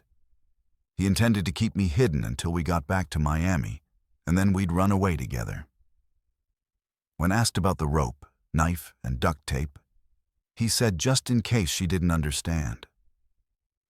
It was clear he'd planned to hurt me if I resisted. The FBI reviewed port security footage from July 9th. They confirmed that Jensen was visible briefly on camera climbing into the back of a catering truck around 2:15 in the afternoon. The truck driver had no idea. He hadn't checked his cargo before entering the port. The security checkpoint had waved the truck through with only a quick inspection. Jensen had successfully infiltrated the ship by exploiting that gap in security. Ship records showed he'd accessed multiple decks during the evening using crew stairwells. He'd avoided cameras by staying in blind spots. Security footage showed him following me and my brother in the promenade at 9:45. He was visible hiding near the teen club around 11. He'd followed us back to our cabin area and noted the cabin number. Then he'd accessed the exterior deck and climbed from deck 8 up to our deck 9 balcony. It was a dangerous climb, but he was determined. The FBI also discovered that Jensen's phone had photos of me from weeks before the cruise. Pictures taken in Portland, Oregon, at my high school, at the mall, at a grocery store, near my friend's house. He'd been stalking me for at least 6 weeks. He'd traveled from Miami to Portland, followed me around, then returned to Miami.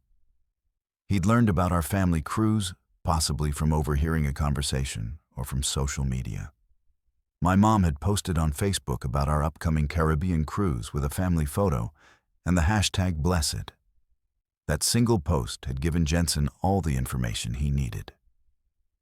Jensen was charged in federal court with stalking across state lines, attempted kidnapping, stowing away on a commercial vessel, trespassing, and assault on security officers. His trial was held in December 2022 in Miami. I testified via video conference. I was too traumatized to appear in person. The jury found him guilty on all counts after only 3 days. In January 2023, he was sentenced to 25 years in federal prison. He has to register as a sex offender when he's released. There's a permanent restraining order. He can never contact me or my family. Royal Caribbean was heavily criticized for the security breach. How had a stowaway boarded undetected? Port security was also investigated. New procedures were implemented. All catering and delivery trucks are now fully searched before entering port areas. Crew access points have additional cameras and monitoring. The changes were implemented across all cruise lines industry-wide. My family completed the cruise, but we stayed in our cabin most of the time. We were too scared to enjoy anything. All of us ended up in counseling. I developed PTSD, severe anxiety, and agoraphobia. I missed most of my senior year of high school and had to complete my classes online. My family filed a civil lawsuit against Royal Caribbean for $15 million. It was settled out of court in 2023. The terms are confidential. I'm 19 now, attending a small college close to home. I'm still in therapy. I'm slowly getting better. But I'll never be the same. I'll never take another cruise. I can't handle being trapped on a ship in the middle of the ocean.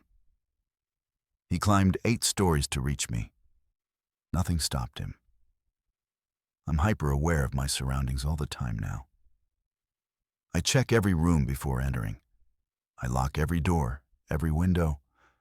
I deleted all my social media after this happened. My mom's innocent post about our cruise almost got me killed.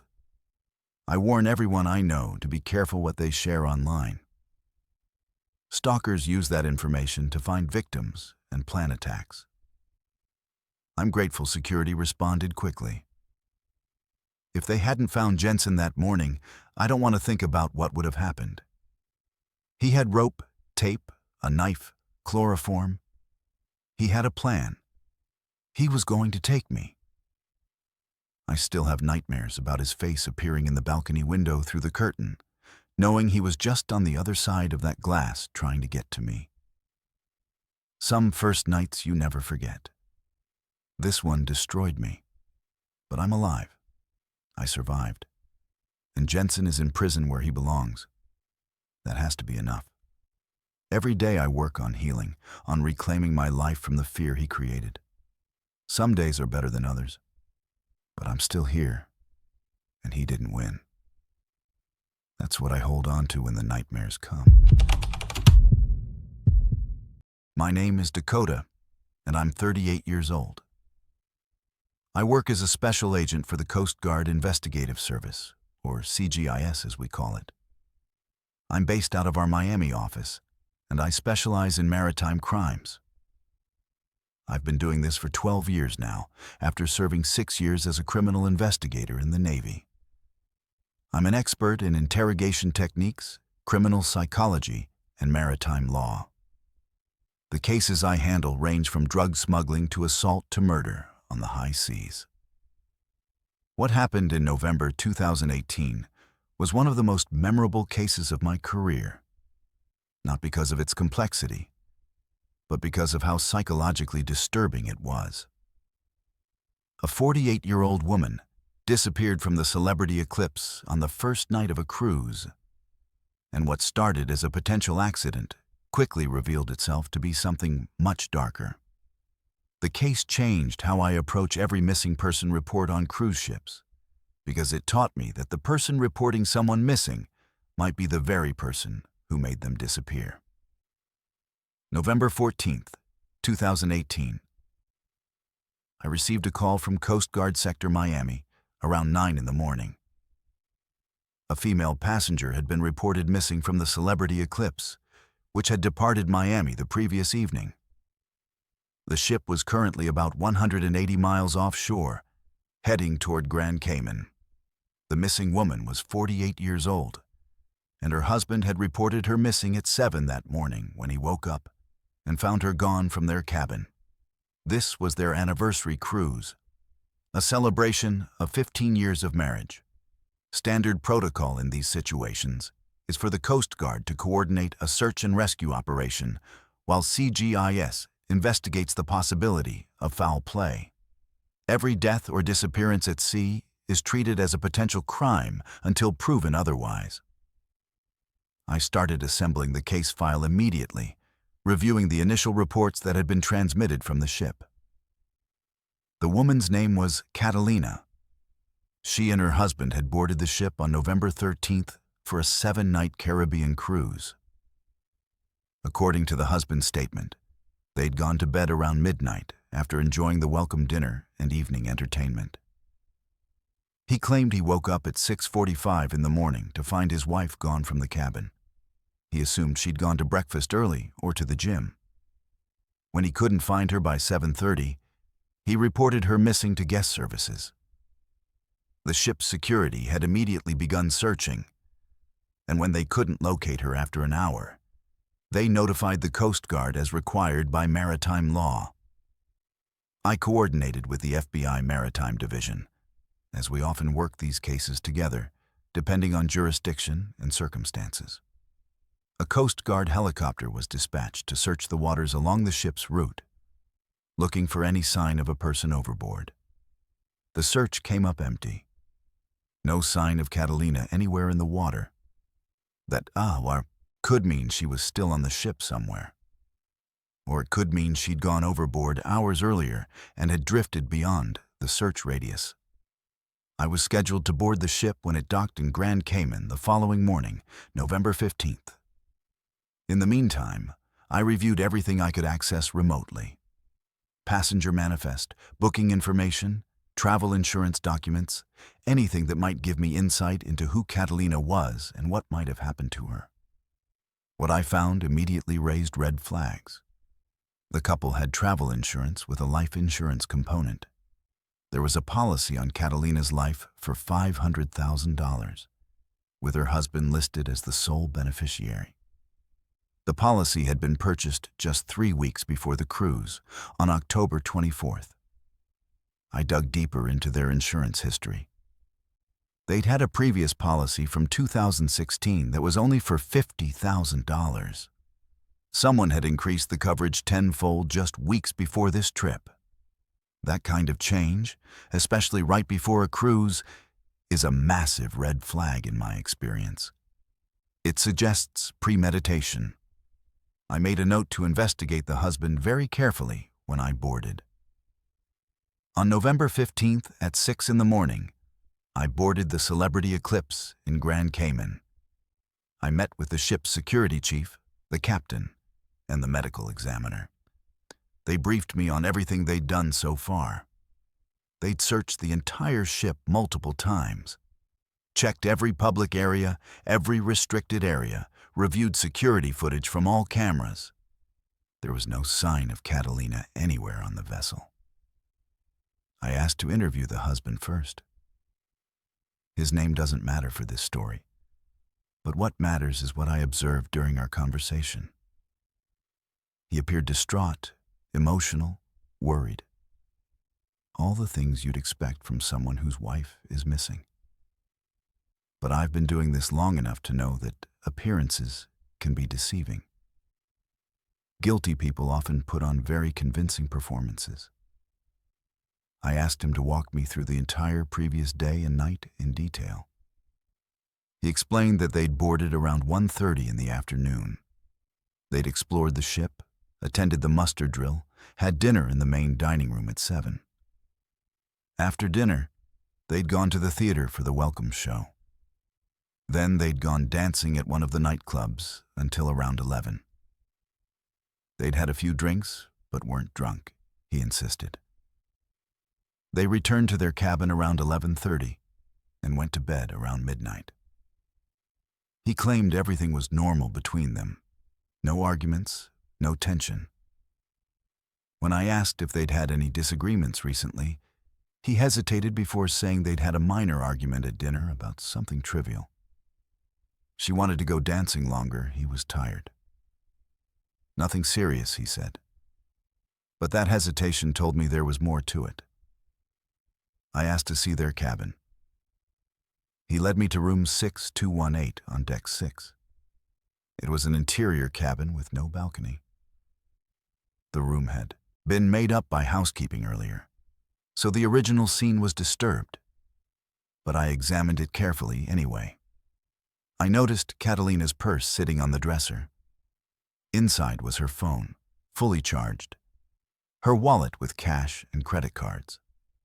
Women don't typically leave their cabin without their purse and phone, especially not voluntarily. I checked the phone. There were text messages from 2 days before the cruise, November 12th. Messages to a friend back home. One said having second thoughts about this trip. Another said he's been different lately. I don't know if I can do this anymore.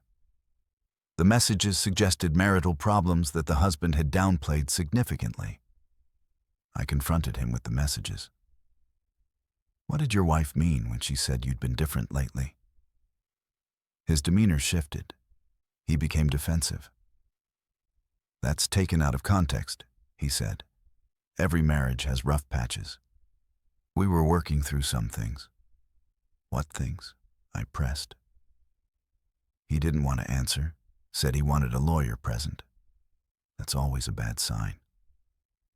In my experience, innocent people don't immediately lawyer up when their spouse is missing. They're desperate to help, to provide any information that might lead to finding their loved one. But I couldn't force him to talk without arresting him, and at that point, I didn't have enough evidence. I shifted focus to the security footage. The ship's security team had already compiled relevant clips. I watched footage of Catalina and her husband throughout November 13th. Boarding the ship at 1:30, both smiling but with visible tension in their body language. Dinner in the dining room at 7, where their conversation appeared strained. I brought in a professional lip reader later, who confirmed they were arguing about money and divorce. The nightclub footage at 9:30 showed Catalina dancing and talking with other passengers, clearly enjoying herself. Her husband sat at the bar, not dancing, just watching her with an expression that looked like anger. At 10:45, they left the nightclub together. The last footage of Catalina showed her entering cabin 6218 with her husband at 11:02 p.m. She was never seen leaving that cabin on any camera. But here's what made my blood run cold. At 1:47 in the morning, cameras captured the husband leaving the cabin alone. He was walking quickly, looking around nervously like he was checking to see if anyone was watching. He went up to deck 14, to an outer deck area where there were fewer cameras. He stood at the railing for 18 minutes, just standing there, staring at the ocean. Then he returned to the cabin at 2:11 a.m. He wasn't seen leaving the cabin again until the morning when he reported Catalina missing.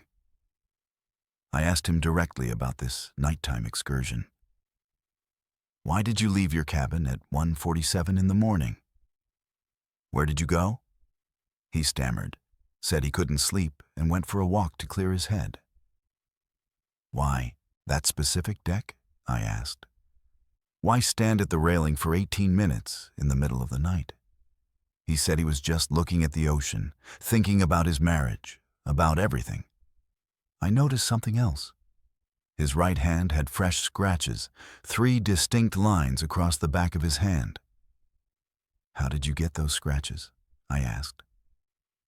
He looked at his hand like he was seeing the scratches for the first time, though I knew he'd been aware of them. He said maybe from the railing. It was rusty. But those scratches were consistent with defensive wounds from fingernails. I had the ship's medical examiner photograph his hand and take samples from under his fingernails. If Catalina had scratched him during a struggle, her DNA would be there.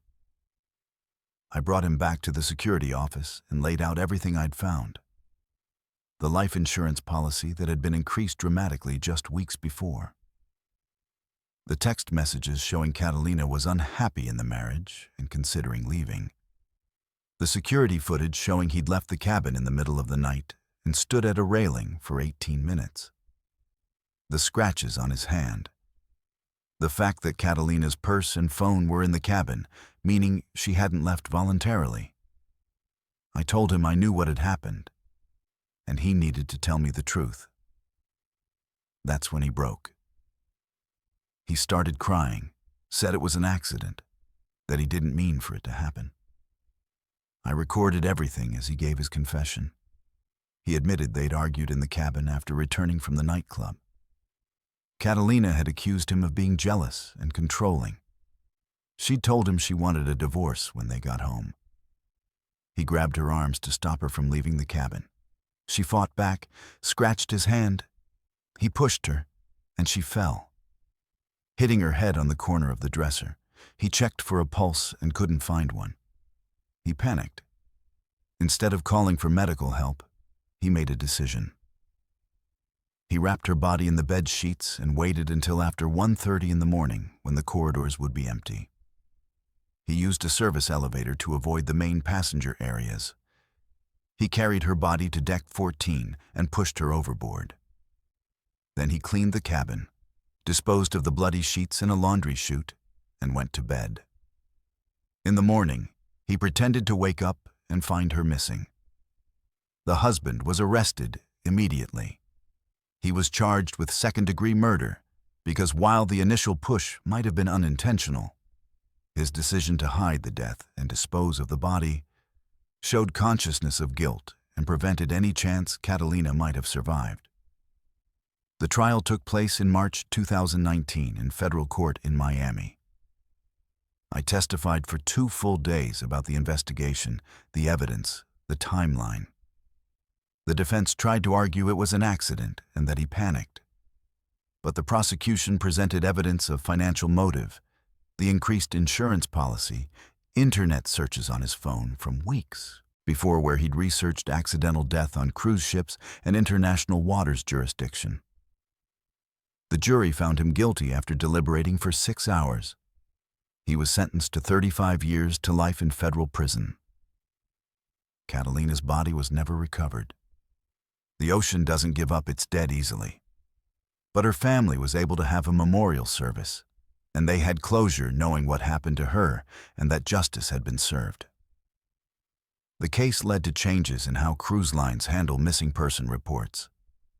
There's now more scrutiny of the people reporting loved ones missing, recognition that family members are often the perpetrators. The case also highlighted the importance of security cameras and the need for coverage in all areas of ships, not just main passenger zones. For me, this case was a reminder that evil doesn't always look like evil. The husband seemed like a normal guy, concerned and worried. But he'd killed his wife and thrown her body into the ocean to collect insurance money and avoid a divorce. He'd planned it, researched it, and executed it. If I hadn't pushed, hadn't questioned his story, hadn't looked deeper into the evidence, he might have gotten away with it. Catalina deserved better than him. She deserved to escape that marriage, to file for divorce, to be free and safe. Instead, she died on what was supposed to be an anniversary celebration. I think about her every time I work a missing person case now. I never take anyone's story at face value. I always look deeper, always question, always search for the truth beneath the performance. Because sometimes, the person crying about their missing loved one is the very person who made them disappear. My name is Melanie, and I'm 36 years old. I work as a freelance investigative journalist, specializing in corporate crime and pharmaceutical industry corruption. I have a background in biology from my undergraduate years, so I understand medical and scientific concepts better than most journalists. That knowledge became crucial in February 2020, when I received an anonymous tip that would lead me down one of the darkest rabbit holes of my career. The tip alleged that illegal drug testing was being conducted on cruise ship passengers without their knowledge or consent. At first, I was skeptical. It sounded like a conspiracy theory, but the details provided were too specific, too technical to be fabricated. The anonymous contact claimed to be a nurse working aboard the Oasis of the Seas, and what they described was nothing short of criminal human experimentation happening right under the noses of thousands of unsuspecting vacationers. The email arrived on February 3rd, 2020. It was sent through an encrypted service, and the sender identified themselves only as a concerned medical professional. They provided specific details about passengers being drugged without knowledge, about a new pharmaceutical being tested in food and drinks, about targeting elderly passengers with early signs of memory issues. The email included passenger names, medical record numbers, and dosage information. This wasn't some vague accusation. This was detailed documentation. I spent 2 days verifying what I could remotely. The ship existed. The sailing dates matched. Some of the passenger names I could confirm through public records. But I needed to see this firsthand. I needed evidence that would stand up in court and in print. On February 16th, I booked passage on the Oasis of the Seas for a 7-night Caribbean cruise departing from Fort Lauderdale. I brought hidden cameras disguised as everyday items, recording devices, and my journalist instincts honed over 15 years of investigative work. I also brought my elderly mother as cover, though she's actually in perfect health.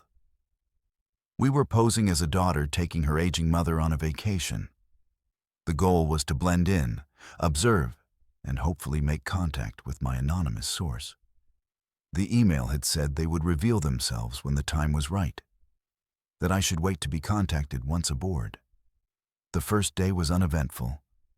We boarded, attended the safety drill, had dinner in the main dining room. I spent the evening observing elderly passengers, watching for anything unusual. At dinner, I did notice something odd. Many of the older passengers seemed unusually tired after their meals, more than you'd expect from normal travel fatigue or seasickness. Several left the evening entertainment early, almost falling asleep in their seats. I made notes but couldn't draw any conclusions yet. It could have been coincidence. Elderly people tire easily, especially with the excitement and activity of embarkation day. At 2 a.m. on February 17th, there was a quiet knock on my cabin door. I looked through the peephole and saw a young woman in a nurse's uniform. I opened the door cautiously. She whispered that she was the one who'd contacted me, that we couldn't talk in the cabin, that I needed to follow her to a secure location. We went deep into the crew areas, parts of the ship passengers never see. We ended up in a storage room on deck 3. She was terrified, constantly looking over her shoulder. She told me her name didn't matter, that I couldn't use it, that she could lose everything or worse if she was identified. She explained that the ship's medical center was running unauthorized clinical trials for a pharmaceutical company. An experimental Alzheimer's drug was being tested on passengers who fit a specific profile, people over 65 showing early signs of cognitive decline. She showed me photos on her phone, images she'd secretly taken of medical documents, patient tracking sheets with names, ages, dosage amounts, and side effect reports. The drug was called Nemo 417, and it wasn't FDA approved. It was supposedly in Phase 2 clinical trials, which should only be conducted in controlled medical environments with full informed consent from participants. But here, it was being administered to cruise passengers who had no idea they were test subjects. The method was sophisticated. During embarkation, passengers filled out health questionnaires, questions about memory, cognitive function, medical history. Those forms were supposed to be for emergency medical purposes, but they were being used to identify suitable test subjects. Passengers who indicated any memory issues or cognitive concerns were flagged. Then during the cruise, the drug was being mixed into their food at specific meals. The nurse showed me more files. Financial records showing the ship's chief medical officer was receiving $50,000 per cruise from a company called TechMed Solutions, a Swiss pharmaceutical firm. The payment was for ensuring at least 30 participants per sailing. The scheme had been running for 6 months, meaning potentially hundreds of people had been dosed without knowledge. The side effects documented were disturbing. Severe dizziness, temporary memory loss worse than their baseline, confusion, disorientation.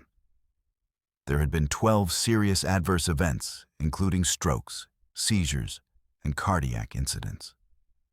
3 deaths had occurred that were potentially linked to the drug, but all were ruled natural causes by the ship's doctor. No autopsies were performed. Bodies were cremated at sea with forged family consent forms. I spent the next 3 days gathering evidence. I interviewed elderly passengers casually, asking about their health and how they were feeling. Several reported unusual symptoms. One woman, 68 years old, told me she'd had perfect memory before the cruise, but now couldn't remember conversations from hours earlier. Her daughter thought she was developing dementia, but the symptoms had started on the ship. Another passenger, a man in his 70s, woke up with unexplained severe headaches and confusion. He had no history of these issues. I documented everything, recorded conversations with permission, took photographs. The nurse accessed the ship doctor's office during a shift change and copied files onto a USB drive. The files contained complete trial data. 186 passengers dosed over 6 months across multiple sailings. The adverse event reports, the deaths, the forged consent forms. On February 20th, we docked in Cozumel, Mexico. I couldn't wait until the cruise ended to act on this. Lives were at stake. I disembarked and went directly to the U.S. Embassy. I handed over everything, the USB drive, my recordings, the photographs, my documented interviews with affected passengers. Embassy staff contacted the FBI immediately and Homeland Security. Within hours, FBI agents were boarding the ship. The chief medical officer was arrested. His computer was seized.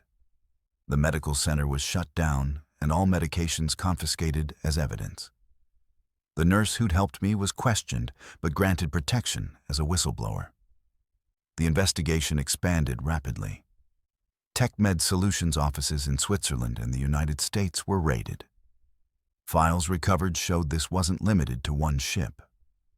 They'd been running illegal trials on 4 different cruise lines, on multiple vessels. The total number of victims was estimated at over 600 passengers across 18 months. They'd also been testing in nursing homes and assisted living facilities. The company was targeting vulnerable populations, people whose cognitive decline could mask the drug's harmful effects, people who might not be believed if they reported strange symptoms. The FDA launched a criminal investigation into TechMed executives. 11 executives were identified as knowing participants in the illegal testing. They were arrested across 3 countries. The trials revealed that the drug, Manimo 417, was dangerous. It increased stroke risk by 300% and doubled cardiac event rates. The drug should never have progressed past animal testing. But TechMed had falsified early trial data to continue development. The potential market value, if approved, was $2 billion annually. That profit potential drove them to take criminal risks with human lives. The nurse who'd contacted me initially disappeared.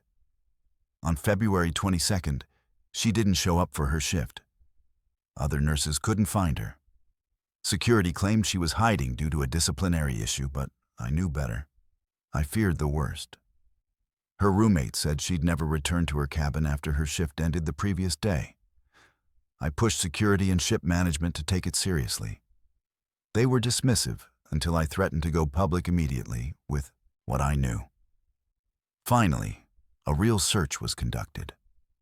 On February 24th, her body was found by local fishermen 3 miles offshore from where we'd been docked in Cozumel. She'd been thrown overboard. The autopsy showed blunt force trauma to her head. She'd been murdered before hitting the water. The investigation into her death revealed she'd been killed by 2 ship security officers who were being paid by TechMed to handle problems. She was a problem because she'd threatened to expose everything. The security officers were arrested and eventually convicted of first-degree murder in Mexico. They received life sentences. The ship's senior management was also implicated, having received payments from TechMed to look the other way and handle any issues quietly. Multiple trials took place between 2021 and 2022 across different jurisdictions. 8 TechMed executives were convicted on charges ranging from murder conspiracy to drug violations to fraud. Sentences ranged from 15 to 40 years. The company was dissolved, and its assets, totaling $890 million, were seized for victim compensation and fines. The cruise lines involved faced massive lawsuits from over 600 victims and their families. Settlements exceeded $1.2 billion total. Royal Caribbean, Norwegian, Carnival, and MSC all denied knowledge, but settled to avoid prolonged litigation and further reputation damage. Industry reforms were mandated by the FDA. All ship medical facilities now require FDA oversight, random inspections, medication tracking systems, and verified patient consent for any treatment.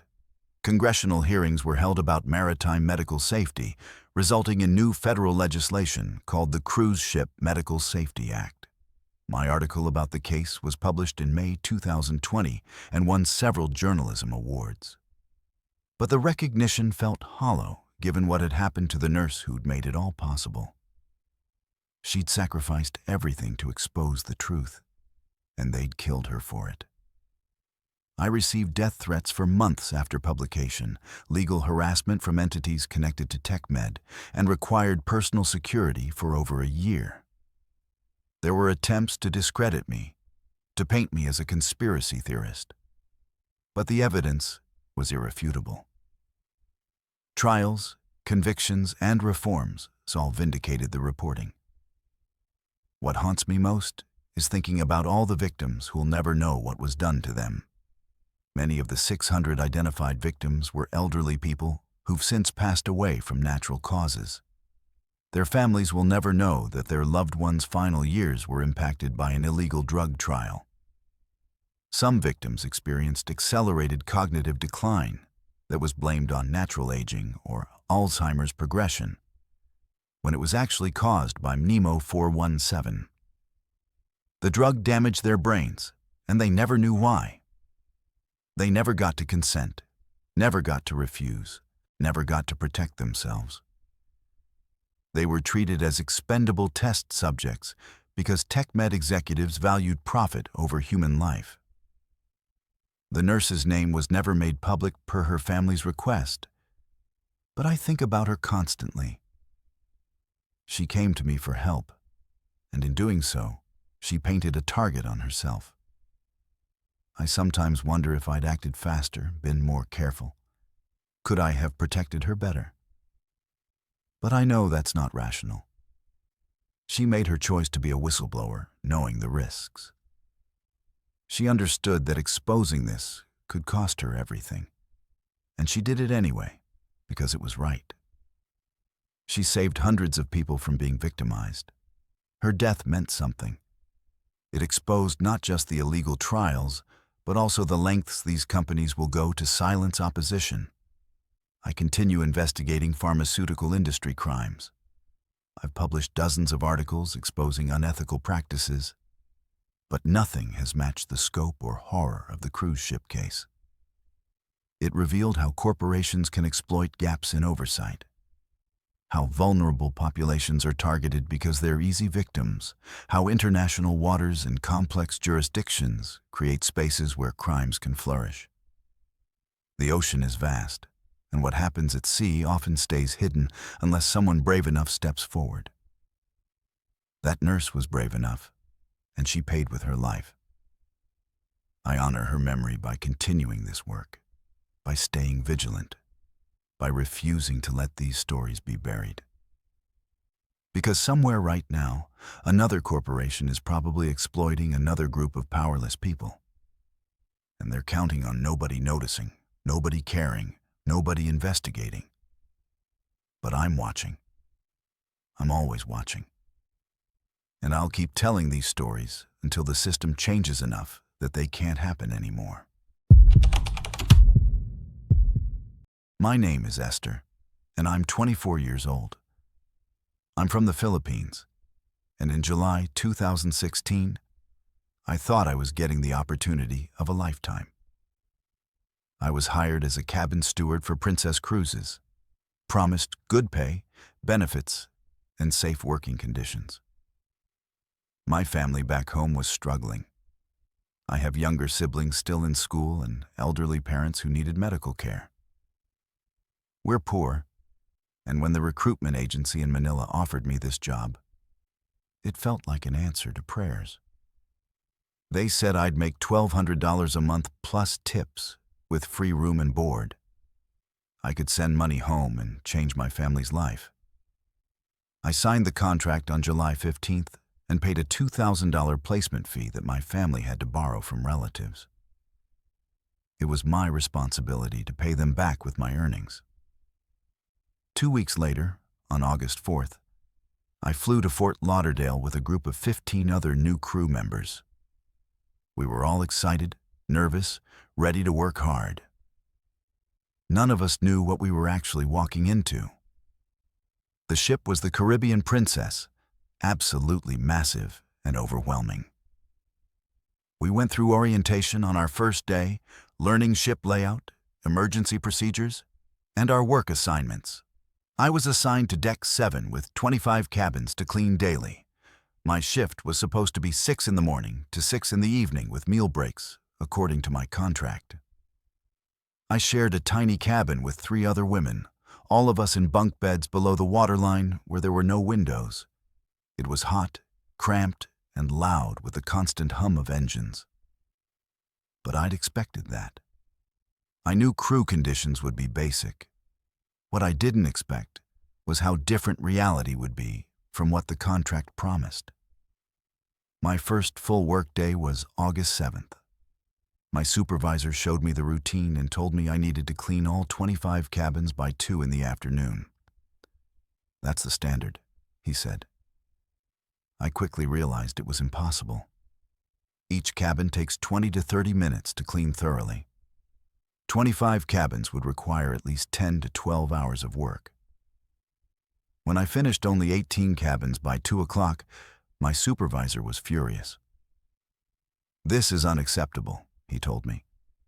"You stay until all cabins are finished." I worked until 4:30 without stopping, missing my lunch break entirely. By the time I finished, I was exhausted. My feet were bleeding from standing all day in cheap shoes, and I'd had nothing to eat since breakfast. That first week revealed the true nature of this job. My contract said 8-hour shifts with breaks. Reality was 13 to 14-hour days with no breaks and barely any time to eat. I was losing weight rapidly, exhausted constantly, and my body ached from the physical labor. Then I received my first paycheck stub at the end of August. I'd expected $1,200 minus some small deductions. Instead, the amount was $347. I was shocked and confused. There were massive deductions listed: crew fees, uniform costs, ID card charges, training fees, insurance, and something called debt repayment to the agency. $400 per month was being taken out to repay the placement fee. After all the deductions, I'd barely made anything. It would take me 6 months just to break even on what my family had borrowed. I went to the crew coordinator to complain. He was dismissive and told me to read the fine print of my contract. I pulled out the contract that night and read through all 30 pages carefully. Buried in the legal language were clauses about deductions for services rendered, agency fees, and administrative costs. There was also a penalty clause I'd completely missed. If I quit or breached the contract before completing 8 months, I would owe the company $5,000. I was trapped. I couldn't afford to quit because my family would be destroyed by that debt. But I also couldn't afford to stay because I was barely surviving and making almost no money. The other crew members from the Philippines shared similar stories. Some had been working for 2 or 3 years and were still in debt to their agencies. The system was designed to keep us trapped, working for almost nothing because we had no other choice. But I discovered something much worse was happening beyond just wage exploitation. In early September, my roommate Juliet hadn't been seen for 2 days. Our supervisor said she'd been reassigned to different duties but wouldn't specify what or where. Another crew member pulled me aside and whispered that Juliet had been sent to the VIP deck, to the private suites. Some women were being selected for special service to entertain wealthy passengers and serve at private parties. Sometimes it was more than just serving drinks. When Juliet finally returned to our cabin 3 days later, she was completely different. She wouldn't speak to anyone, wouldn't make eye contact, and had visible bruises on her arms. I waited until we were alone and asked what had happened. She broke down crying and told me she'd been forced to serve at a private party in one of the luxury suites. A wealthy passenger had become aggressive and groped her. When she tried to resist, her supervisor told her she needed to do what the guest wanted or she'd be fired and sent home with nothing. She felt she had no choice. Her family back home was depending on her income. If she went home with nothing, they would starve. The thought of that was worse than enduring what that passenger did to her. I learned that this was a pattern. Young female crew members were being targeted and coerced into compromising situations with passengers. They were threatened with termination, deportation, and financial penalties if they refused or complained. The ship was in international waters, where labor laws were murky and enforcement was nearly impossible. We had no protection, no recourse, and no way to escape. Girls who complained too, loudly, simply disappeared. They'd be removed from the ship at the next port with some official story about contract violations. But we all knew the truth. They were being silenced. On September 22nd, I was approached by my supervisor. He told me I'd been selected for a special event service the following evening at 8 p.m. in Suite 12A. I was to dress nicely, serve drinks, and be friendly. The way he emphasized friendly made my stomach turn. I knew exactly what this was. I tried to decline, saying I was exhausted and needed rest. His expression hardened. "This isn't optional," he said. "You go or you face disciplinary action that could result in termination." I realized I was being pushed into the same situation as Juliet. I spent that night terrified, not knowing what to do. If I went, I'd be putting myself in danger. If I refused, I'd be fired and face financial ruin.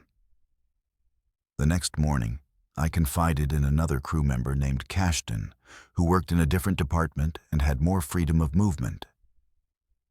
He told me about an organization called the International Transport Workers Federation that helps crew members in situations like mine.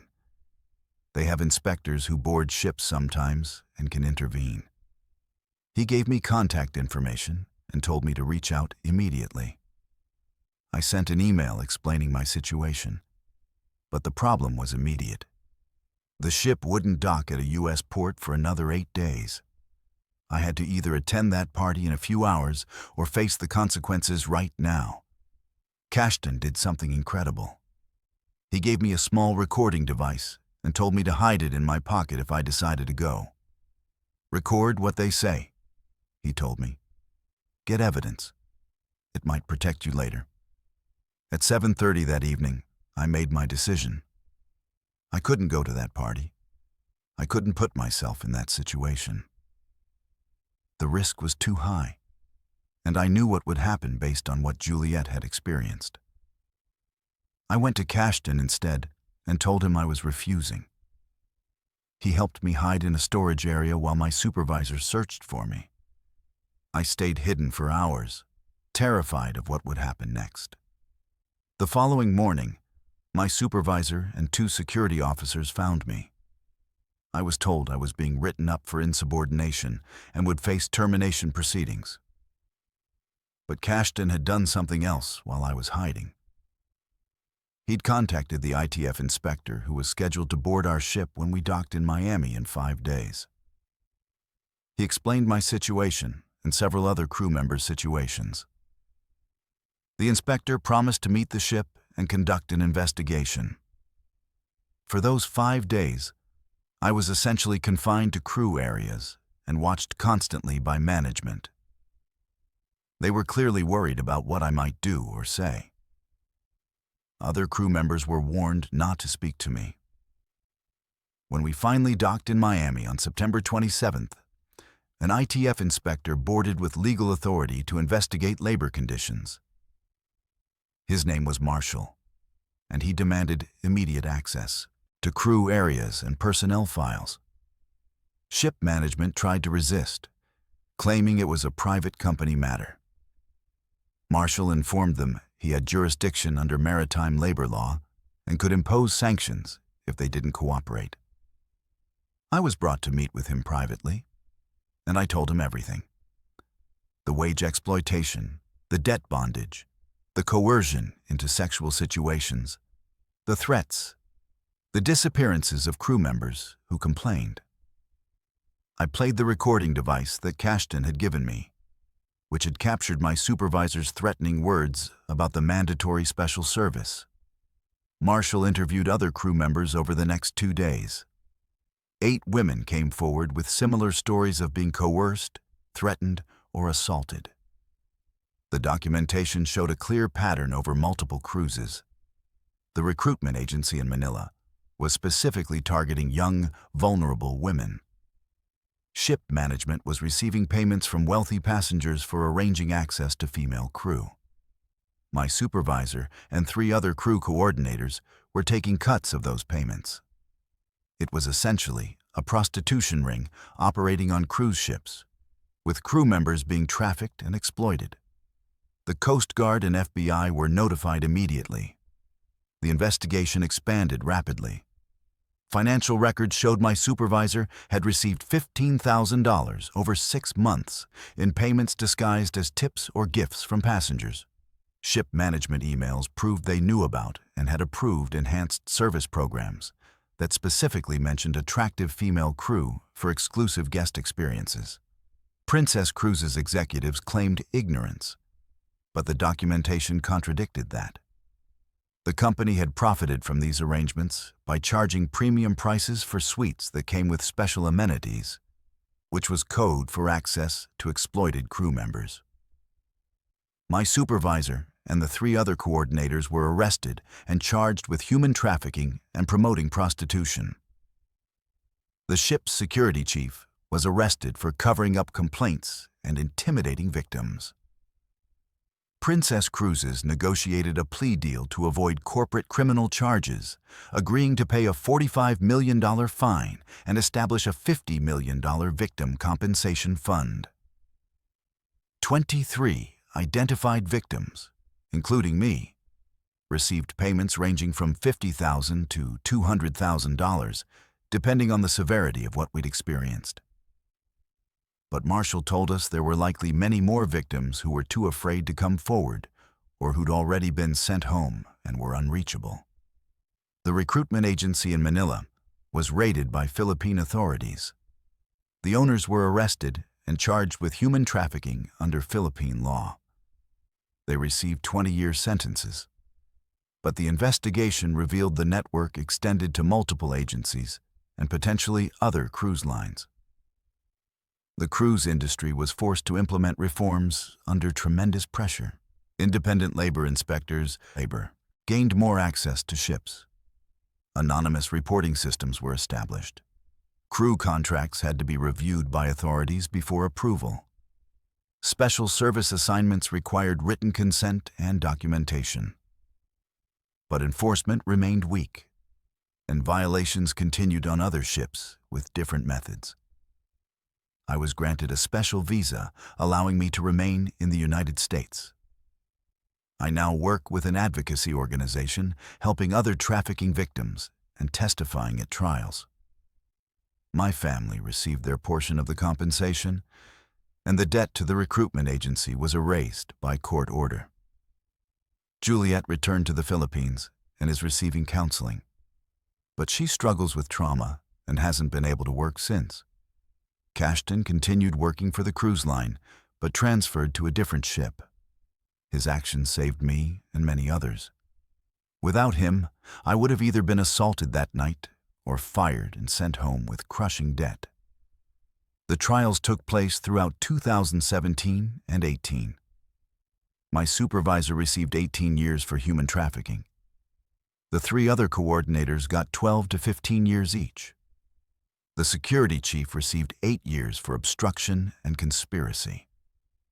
The media coverage was limited because the cruise industry applied pressure on major outlets to minimize the story. Only independent journalists covered it thoroughly. Most passengers have no idea this happened, or that it's likely still happening in different forms on other ships. I was naive to believe the recruitment promises. I thought I was getting a legitimate job opportunity. Instead, I walked into a system designed to exploit desperate people. When your family is starving, you'll sign anything. You'll agree to terms you don't fully understand because you have no other choice. That desperation makes people like me perfect victims. We can't complain, can't quit, can't fight back without destroying our families financially. The traffickers know this and use it against us. I'm grateful to Cashton and Marshall for saving me. Without them, I'd either still be trapped on that ship enduring exploitation, or worse, I'd be one of the disappeared crew members whose fate no one knows. The recording device was crucial evidence. It captured my supervisor's threats and proved the coercion. I tell other potential victims to document everything, keep records, tell someone they trust even if it feels hopeless. That documentation can save your life and build a case for prosecution. The system hasn't changed enough. Ships still exploit crew members from poor countries. The methods are just more sophisticated now, harder to detect and prove. Trafficking still happens in maritime spaces because oversight is weak and profit incentives are strong. I'll keep fighting through advocacy work and testimony. For every girl who's still trapped, every woman who can't speak out, every family being exploited, I'll keep telling this story. Because silence is what allows this evil to continue. And I refuse to be silent anymore. My name is Preston, and I'm 44 years old. I work as a marine safety officer for Costa Cruises aboard the Costa Smeralda. I've been in maritime safety for 18 years, and before that, I spent 6 years as a Coast Guard rescue swimmer. I'm an expert in emergency procedures, lifeboat operations, and evacuation protocols. I'm certified in every maritime safety regulation there is, particularly SOLAS, which stands for Safety of Life at Sea. I know these systems inside and out.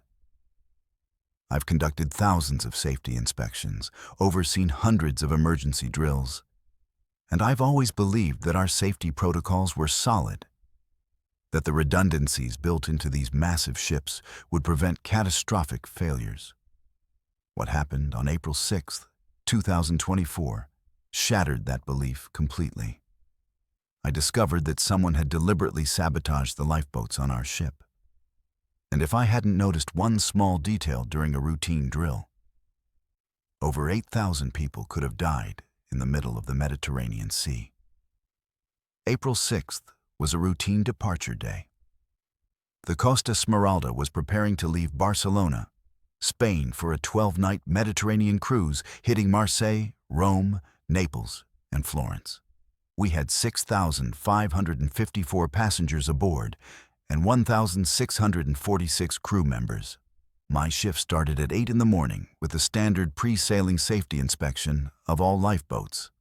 The ship has 28 lifeboats total, each with a capacity of 150 people, plus additional life rafts for extra capacity.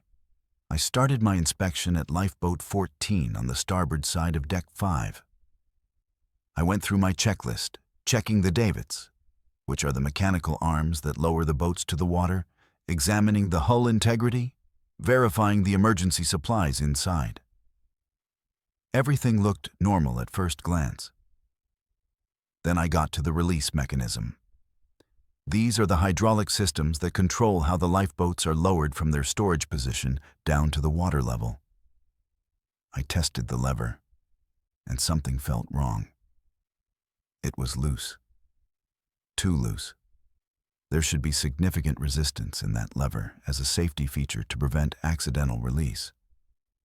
But this one moved easily, almost like the securing mechanism was compromised. I examined the securing pin more closely with my flashlight. The pin appeared worn, but that didn't make sense. This lifeboat had been serviced just 2 weeks ago. The pin should have been brand new, or at least in excellent condition. I looked at the threading on the pin. It was stripped, deteriorated, barely holding.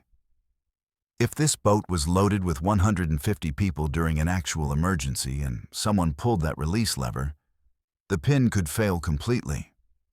The boat would drop suddenly instead of lowering in a controlled descent. People could be killed. I immediately radioed the other safety officers and engineers on duty. "Check the other lifeboats," I told them. "Check the securing pins on the release mechanisms. I specifically want to know if they show similar wear." Over the next 20 minutes, our reports started coming back, and each one made my blood run colder. Lifeboat 12, same issue.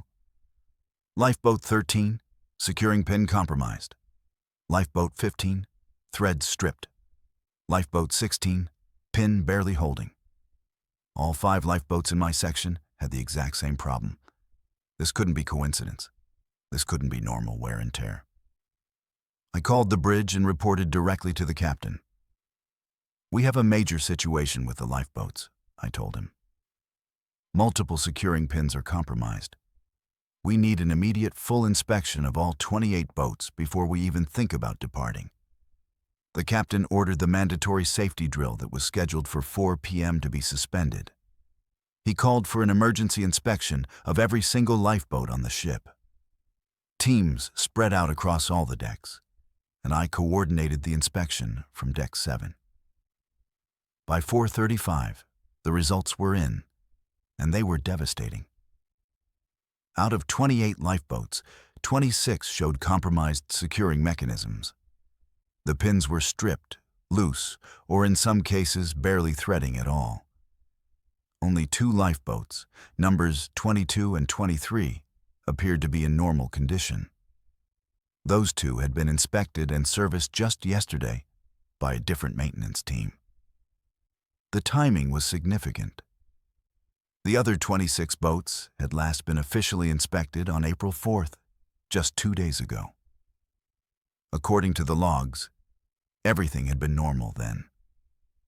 That meant something had happened in the past 48 hours to damage these mechanisms on 26 different lifeboats. I pulled the maintenance logs and cross-referenced them with security access records. Who had accessed the lifeboat deck areas between April 4th and today? The list included about 40 crew members who had legitimate reasons to be in those areas, plus countless passengers who could walk through those decks since they weren't restricted zones. But then I requested security footage review. I spent 2 hours going through cameras covering the lifeboat deck from April 4th through April 6th. At 2:15 in the morning on April 5th, I found what I was looking for. A man in a crew uniform was visible on camera accessing the lifeboats one by one. He'd spend 5 to 10 minutes at each boat, working on something near the davit mechanisms. His face was partially visible in several frames. I pulled up crew photos and identified him. He worked in the engine room on the night shift. There was no legitimate reason for an engine room crew member to be on the lifeboat deck at 2 in the morning working on release mechanisms. That wasn't his job, wasn't his area of responsibility. Security was dispatched to find him immediately. At 7:20 p.m., they located him in the engine room and brought him to the security office. When confronted with the video evidence, he initially denied everything. "I don't know what you're talking about," he insisted. "I was in the engine room all night." But the footage was clear.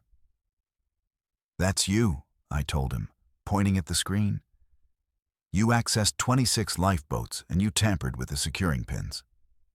Why?" He broke down completely. He started crying and said he'd had no choice, that they'd threatened to kill his family. 3 weeks ago, he'd received an anonymous message with a photo of his family back in Venezuela. The message said he would follow instructions or his family would die. Over the next week, he received detailed instructions on how to sabotage the lifeboat securing pins without making it obvious. He was told exactly how to weaken them. how to make them look like normal wear while ensuring they'd fail under the weight load of a full boat. He'd followed the instructions because he was terrified. He had a wife and 2 young children in Venezuela, and the people who sent those messages knew where they lived, knew their daily routines, knew everything about them. I asked him who sent the messages. He said he had no idea, that everything came through encrypted apps with no identifying information. The last message had come that morning, April 6th, saying the job was complete and to stay silent. His phone was seized immediately and turned over to the technical forensics team.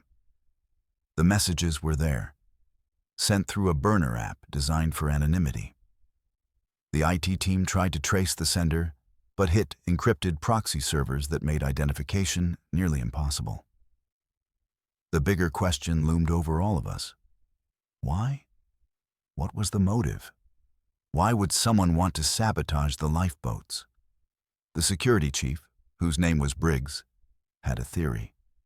This was either terrorism, an attempt to cause mass casualties, or it was something else entirely, maybe insurance fraud or corporate sabotage. But the method didn't make immediate sense for any of those motives. If the lifeboats were sabotaged and an emergency occurred, yes, people would die when the boats failed during evacuation. But how would that benefit anyone? Unless, Briggs suggested, someone wanted the ship to sink or wanted to create a scenario where the ship appeared unsafe, destroying the company's reputation and stock value. We needed to search for additional sabotage beyond just the lifeboats. By 8:10 that evening, the captain made the decision. We were returning to Barcelona immediately. We couldn't risk continuing the voyage with compromised safety systems, even though turning back would anger 6,000 passengers who were expecting their vacation. An announcement was made about a technical safety concern requiring a return to port. Passengers were furious, flooding social media with complaints and conspiracy theories. Meanwhile, Spanish authorities were contacted. Guardia Civil, the Spanish police, were alerted. The Coast Guard and anti-terrorism units were notified. This was being treated as a potential terrorist incident. Engineers conducted a comprehensive search of the entire ship overnight, checking every critical system for additional tampering. At 3 a.m, they found it. The watertight door mechanisms had also been tampered with. These are the massive doors throughout the ship that seal off sections in case of hull breach or flooding. The hydraulic lines controlling several of these doors had been partially severed. In an emergency, those doors wouldn't seal properly. The ship would flood uncontrollably if the hull was breached. This wasn't just about the lifeboats. This was a coordinated attack designed to maximize casualties. If an emergency occurred, the ship would flood quickly due to failed watertight doors, and when passengers tried to evacuate, the lifeboats would fail catastrophically, sending people plummeting into the sea. Hundreds, possibly thousands, would die. Spanish police boarded at 6 a.m. on April 7th with a full anti-terrorism unit. The crew member who'd performed the sabotage was taken into custody and transported to a Spanish detention facility for interrogation. Every passenger was disembarked, and the cruise was officially canceled with full refunds issued. The ship underwent a complete forensic examination. Investigators spent days analyzing every system, looking for additional sabotage. The crew member cooperated fully, providing every detail he could remember about the instructions he'd received and the timeline of his actions. The investigation expanded internationally. Spanish National Police, Interpol, and the FBI all got involved. The encrypted messages were eventually traced through multiple proxy servers to an IP address in Caracas, Venezuela. The address belonged to an organized crime group known for extortion and intimidation. but that group typically targeted expatriate Venezuelans living abroad, threatening their families back home to force compliance with various criminal activities. They'd never been connected to maritime terrorism before. Further investigation revealed they'd been hired by someone else, paid $50,000 in cryptocurrency to force the crew member to sabotage the ship. The cryptocurrency trail led to an exchange in the Cayman Islands and then went cold. Dead end. Another investigative thread focused on who would benefit from the ship sinking or being destroyed. Financial analysts looked at Costa Cruises' competitors, examined stock positions and insurance policies. Then they found it. A finance director within Costa Cruises itself had embezzled €8 million over 3 years. He'd been planning to fake his own death on the cruise, collect life insurance, and disappear with the stolen money. His scheme required the ship to actually sink, so he'd be presumed dead in the disaster. He'd purchased a €15 million life insurance policy on himself 6 months earlier, with a clause that paid double for death at sea. Combined with his embezzled funds, he'd have had €38 million total. He'd planned to create a fake passenger manifest entry for himself, so it would appear he was aboard when the ship sank, then disappear to a country with no extradition while his family collected the insurance. He was arrested at his home in Milan on April 16th. Initially, he denied everything, but the evidence was overwhelming. Bank records showed cryptocurrency purchases matching the payment to the Venezuelan group. Communication records revealed burner phones and encrypted messaging that matched the timeline. The life insurance policy was suspicious given its size and timing. Under interrogation, he confessed. He'd hired the Venezuelan group through intermediaries, given them instructions on how to sabotage the ship in a way that would cause maximum casualties and ensure the vessel would sink. He'd planned to be far away when it happened, establishing an alibi while 8,000 people died. The sociopathic disregard for human life was staggering. He was willing to murder thousands of innocent people just to cover up his embezzlement and collect insurance money. The trial took place in Italy starting in early 2025. He was convicted of attempted mass murder, fraud, and embezzlement. The sentence was life in prison without possibility of parole. The Venezuelan group members were arrested in a coordinated international operation. 3 members were extradited to Spain and convicted on terrorism-related charges, receiving 35 to 40-year sentences. The crew member who'd actually performed the sabotage was granted immunity for his cooperation. His family was relocated from Venezuela, with assistance from international authorities and given protection. Costa Cruises faced enormous scrutiny. How had a finance director been able to facilitate such a massive sabotage plot? The company avoided criminal liability, but paid €50 million in settlements to passengers for the cancelled cruise and the trauma of learning they'd been in danger. Industry-wide reforms were mandated by the International Maritime Organization. New protocols required daily safety inspections during voyages, not just pre-departure checks. Multiple independent inspectors became mandatory to prevent single points of failure. Crew vetting processes were enhanced with psychological evaluations and family security assessments to identify potential vulnerability to coercion. I received commendations from the IMO, the Coast Guard, and Spanish authorities for preventing the disaster. But I struggle with what could have happened. I think about that loose lever constantly. If I'd been rushing through my inspection, if I'd been less thorough, if I dismissed it as minor wear, I would have missed it. 8,000 people would have sailed on a ship rigged to become a death trap. When the emergency occurred, whether it was engineered or accidental, those lifeboats would have failed. The watertight doors wouldn't have sealed. The ship would have gone down with massive loss of life.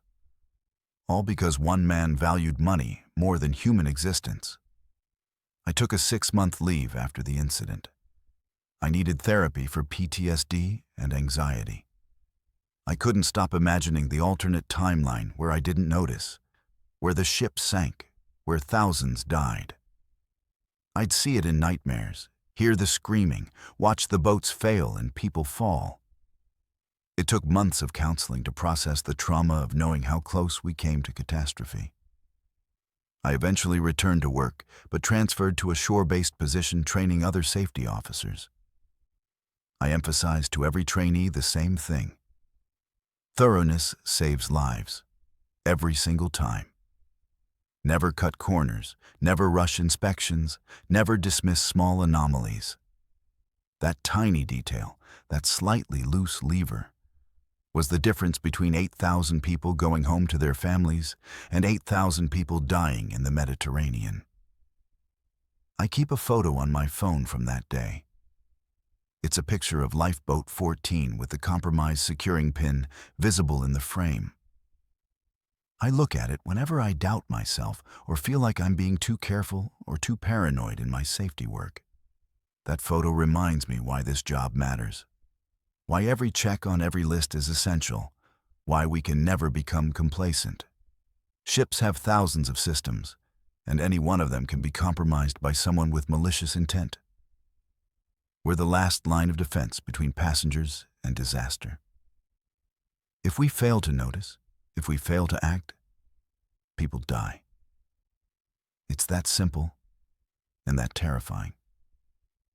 I'll never forget how close we came, and I'll spend the rest of my career making sure nothing like that ever happens again on any ship I'm responsible for protecting. My name is Julius, and I'm 67 years old.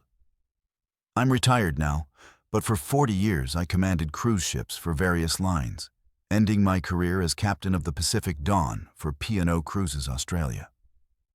I've sailed every ocean, navigated through hurricanes, dealt with medical emergencies, mechanical failures, and just about every crisis you can imagine at sea. I'm a rational man. I believe in science, in procedures, in facts. I don't believe in superstitions or ghost stories or any of the maritime legends that sailors love to tell. But what happened on December 19th, 2014, during my final voyage before retirement, changed everything I thought I understood about the ocean and what exists beneath its surface. What I witnessed that night, along with dozens of crew members and hundreds of passengers, defies any rational explanation I can give. It was documented, recorded, investigated, and then buried by the company. They classified it, threatened everyone involved with legal action, and made it disappear from official records. But I know what I saw.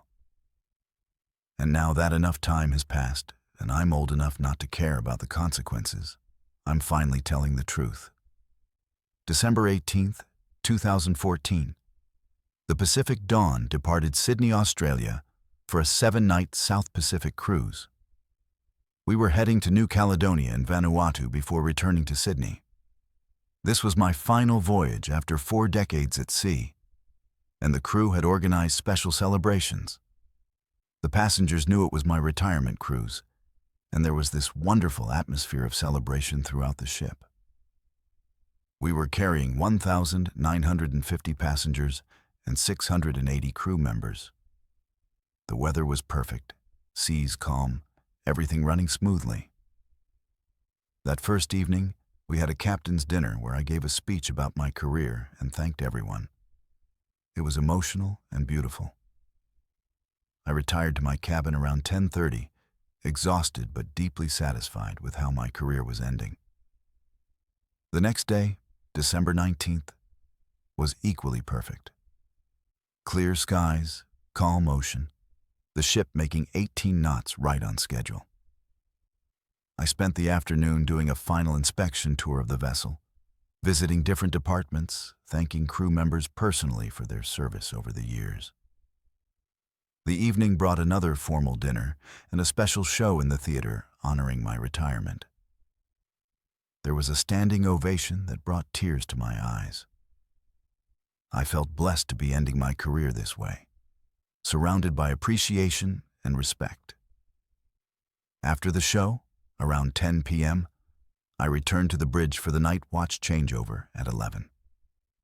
This was my routine, my tradition. Even on my last voyage, I wanted to be present for the transition to night operations. At 11:45 p.m., the officer of the watch reported a radar anomaly. There was an object appearing on the screen approximately 2 miles ahead of our position. It showed as a solid mass, fairly large, maybe the size of a medium-sized vessel. But there was no AIS signal, which is the automatic identification system that all ships are required to broadcast. I examined the radar display myself. The object was definitely there, stationary in the water, right in our path. I attempted radio contact on all standard frequencies. No response. This wasn't unusual. We occasionally encountered derelict vessels or large debris that showed up on radar. I ordered a reduction in speed and approached with caution. By 12:10 a.m., we were within 1 mile of the object's position. Crew members on the bow were scanning with binoculars and spotlights, searching for whatever the radar was detecting. But they saw nothing. The ocean appeared completely empty.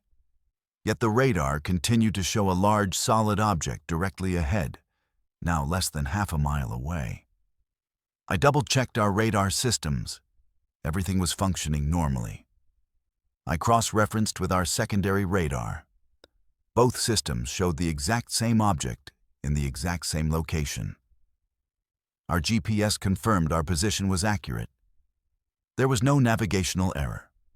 Something was there, but it was invisible to the naked eye.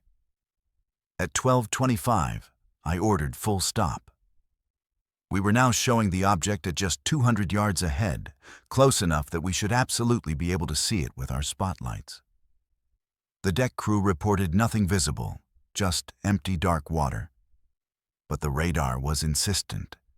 Large object, solid mass, right in front of us.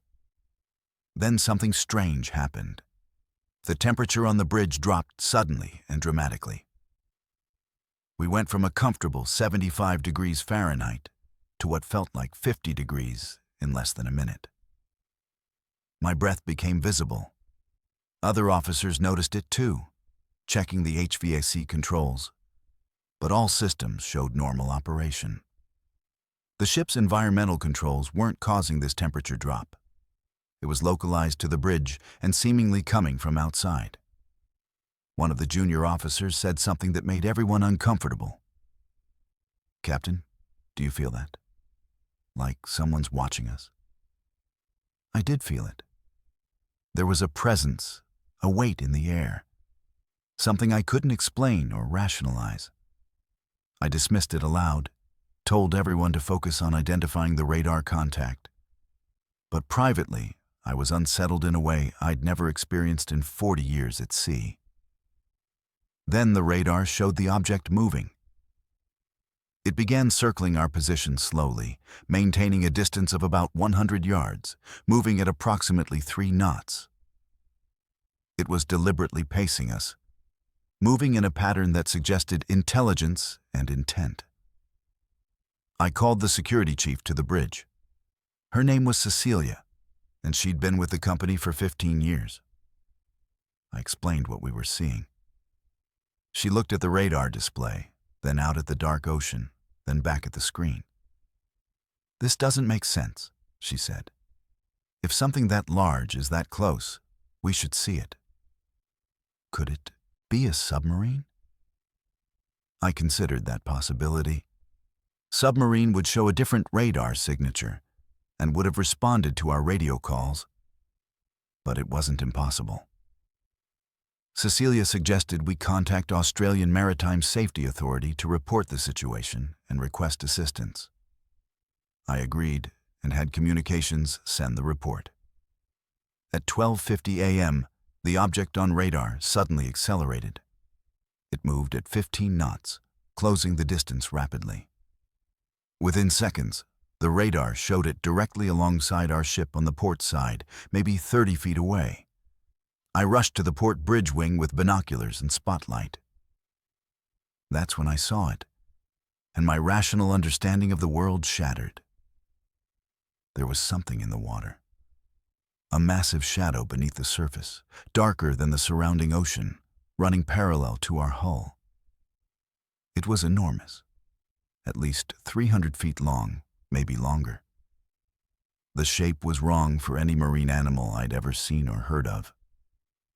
It wasn't a whale. The outline was too angular, too structured. It wasn't a submarine. There was no visible conning tower or propulsion wake. Other crew members were seeing it too. Multiple officers on the bridge, deck crew who'd come to the railings, all of us staring at this impossible thing in the water. One crew member started taking photos with his phone. Another was recording video. The shadow began to rise. Water churned around it, creating phosphorescence that outlined its shape more clearly. It was definitely surfacing. The structure that emerged was covered in what looked like barnacles or coral, encrusted with organic growth. It rose about 5 feet above the waterline, keeping pace with the ship perfectly despite our forward momentum having stopped. The surface glowed with bioluminescence, blue-green light emanating from whatever this thing was. I grabbed the radio and reported to AMSA. We have an unidentified object in the water, large, glowing, running parallel to our ship. I couldn't think of how else to describe it. The AMSA operator asked me to clarify what I meant. I struggled to find words. It's not a vessel, not a known marine animal. It's tracking with us. The operator said they were receiving unusual telemetry from our position and asked what was happening. I couldn't answer that question because I didn't know.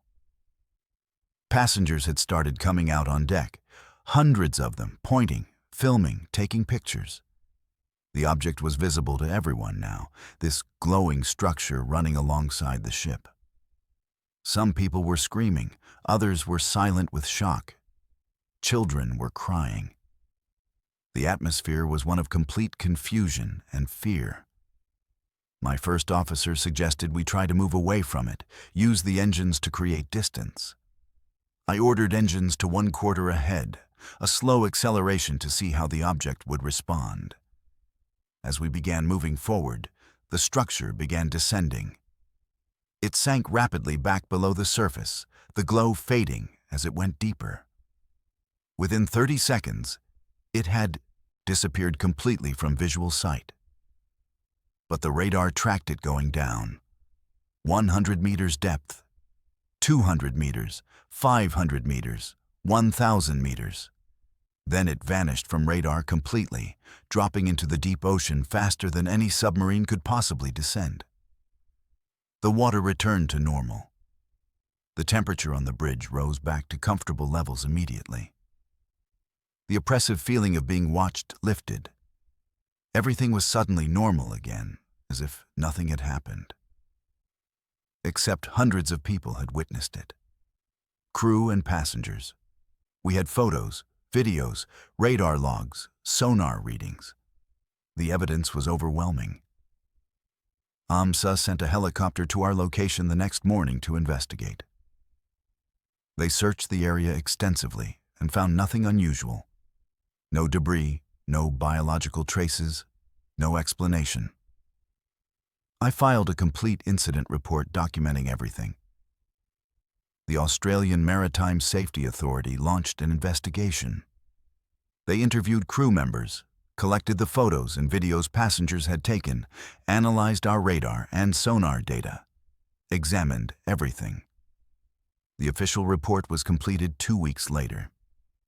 It concluded that we'd encountered an unidentified submerged object of unknown origin and nature.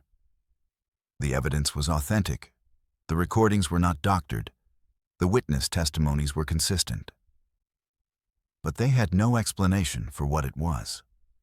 Maritime biologists reviewed the evidence and stated it didn't match any known marine species. The size, behavior, bioluminescence, and depth capability were beyond anything in documented marine biology. Naval intelligence was consulted to rule out classified military technology. The Australian Navy confirmed they had no submarines or experimental craft in the area, and the object's capabilities exceeded any known human technology. Then, P&O Cruises intervened. The company's legal department pressured AMSA to classify the report and restrict access. Tourism concerns, passenger confidence, and corporate reputation were cited as reasons. The report was sealed. Public statements claimed there had been an instrument malfunction creating false radar returns, that no actual object had been present. This directly contradicted all the evidence, but it became the official story. Passengers who'd posted photos and videos online found their content being removed by platforms, flagged as misinformation. Within weeks, the entire incident had been dismissed publicly as a hoax or mass hysteria. I was outraged but powerless. I was retiring anyway, and the company made it clear that disputing their version of events would result in loss of my pension and legal action. Most of the crews signed non-disclosure agreements under similar threats. We were all silenced, but the truth remained. Something had been in the water that night. Something large, intelligent based on its behavior, and completely unknown to science. I spent my retirement researching similar incidents. I found dozens of reports throughout maritime history. Ships reporting glowing objects in the water, massive unidentified shapes pacing vessels, encounters that couldn't be explained. There was a report from 1904 of a ship off New Zealand encountering a luminescent object that followed them for hours. A Japanese freighter in 1957 tracked a massive sonar contact that matched no known marine life. An Australian Navy destroyer in 1999 tracked an unidentified submerged object for 6 hours that exhibited performance beyond any submarine. All these reports were dismissed, classified, or simply ignored. The pattern suggested something lives in the deep ocean, something that occasionally surfaces and interacts with ships, something that remains undiscovered or at least unacknowledged by official sources. I believe what we encountered was real. The radar doesn't lie. 50 crew members don't share a hallucination. Hundreds of passengers didn't all imagine the same glowing structure. The photos and videos, before they were scrubbed from the internet, showed something genuine. Cecilia, who'd been on the bridge with me that night, and I stayed in contact after retirement. We both agree on what we saw. We both struggle with the fact that it's been erased from history, that future ships might encounter the same thing and have no warning, no preparation. My theory, and it's only a theory, is that the deep ocean holds species or phenomena that science hasn't discovered yet. We've explored less than 5% of the ocean floor. The deep sea is less understood than the surface of Mars. In those dark depths, anything could exist. The object we encountered moved intelligently. It responded to our presence. It seemed to study us just as we tried to study it. Then it descended to depths beyond human reach and disappeared. Whatever it was, it exists in a world we can't access, in pressures that would crush our submarines, in darkness our lights can't penetrate. Cecilia passed away last year from cancer. Before she died, she told me to tell this story when I felt ready, to document it for posterity even if no one believes it. She said the truth matters even when it's suppressed, even when it sounds impossible. So here I am, 77 years old, with nothing left to lose, telling you what happened on December 19th, 2014. The ocean has secrets. The governments and corporations that control maritime traffic know more than they admit. Ships encounter unexplained phenomena regularly, and those reports are buried to avoid panic and economic disruption. I commanded vessels for 40 years. I was a skeptic, a man of science and procedure. But that night showed me that human understanding is limited, that our knowledge of the world is incomplete, and that refusing to acknowledge mysteries doesn't make them disappear. Something is in the deep ocean. I don't know if it's biological, technological, or something beyond our categories of understanding. But it's real. And until we're willing to investigate honestly without corporate interference or governmental suppression, we'll never know the truth. I'll die soon, probably within the next few years, given my age and health. But I needed to tell this story first, to document it, to add my voice to the hundreds of other mariners throughout history who've seen things they can't explain. The ocean keeps its secrets, but sometimes those secrets surface. And when they do, we owe it to ourselves and to future generations to face them honestly, rather than pretending they don't exist. These 10 stories reveal the hidden darkness lurking on cruise ship first nights. From trafficking to murder, sabotage to unexplained mysteries, each narrator risked everything to expose the truth. Remember their warnings. Trust your instincts, document everything, and stay vigilant. If these stories affected you, subscribe to Mr. Nightveil for more true horror that needs to be told.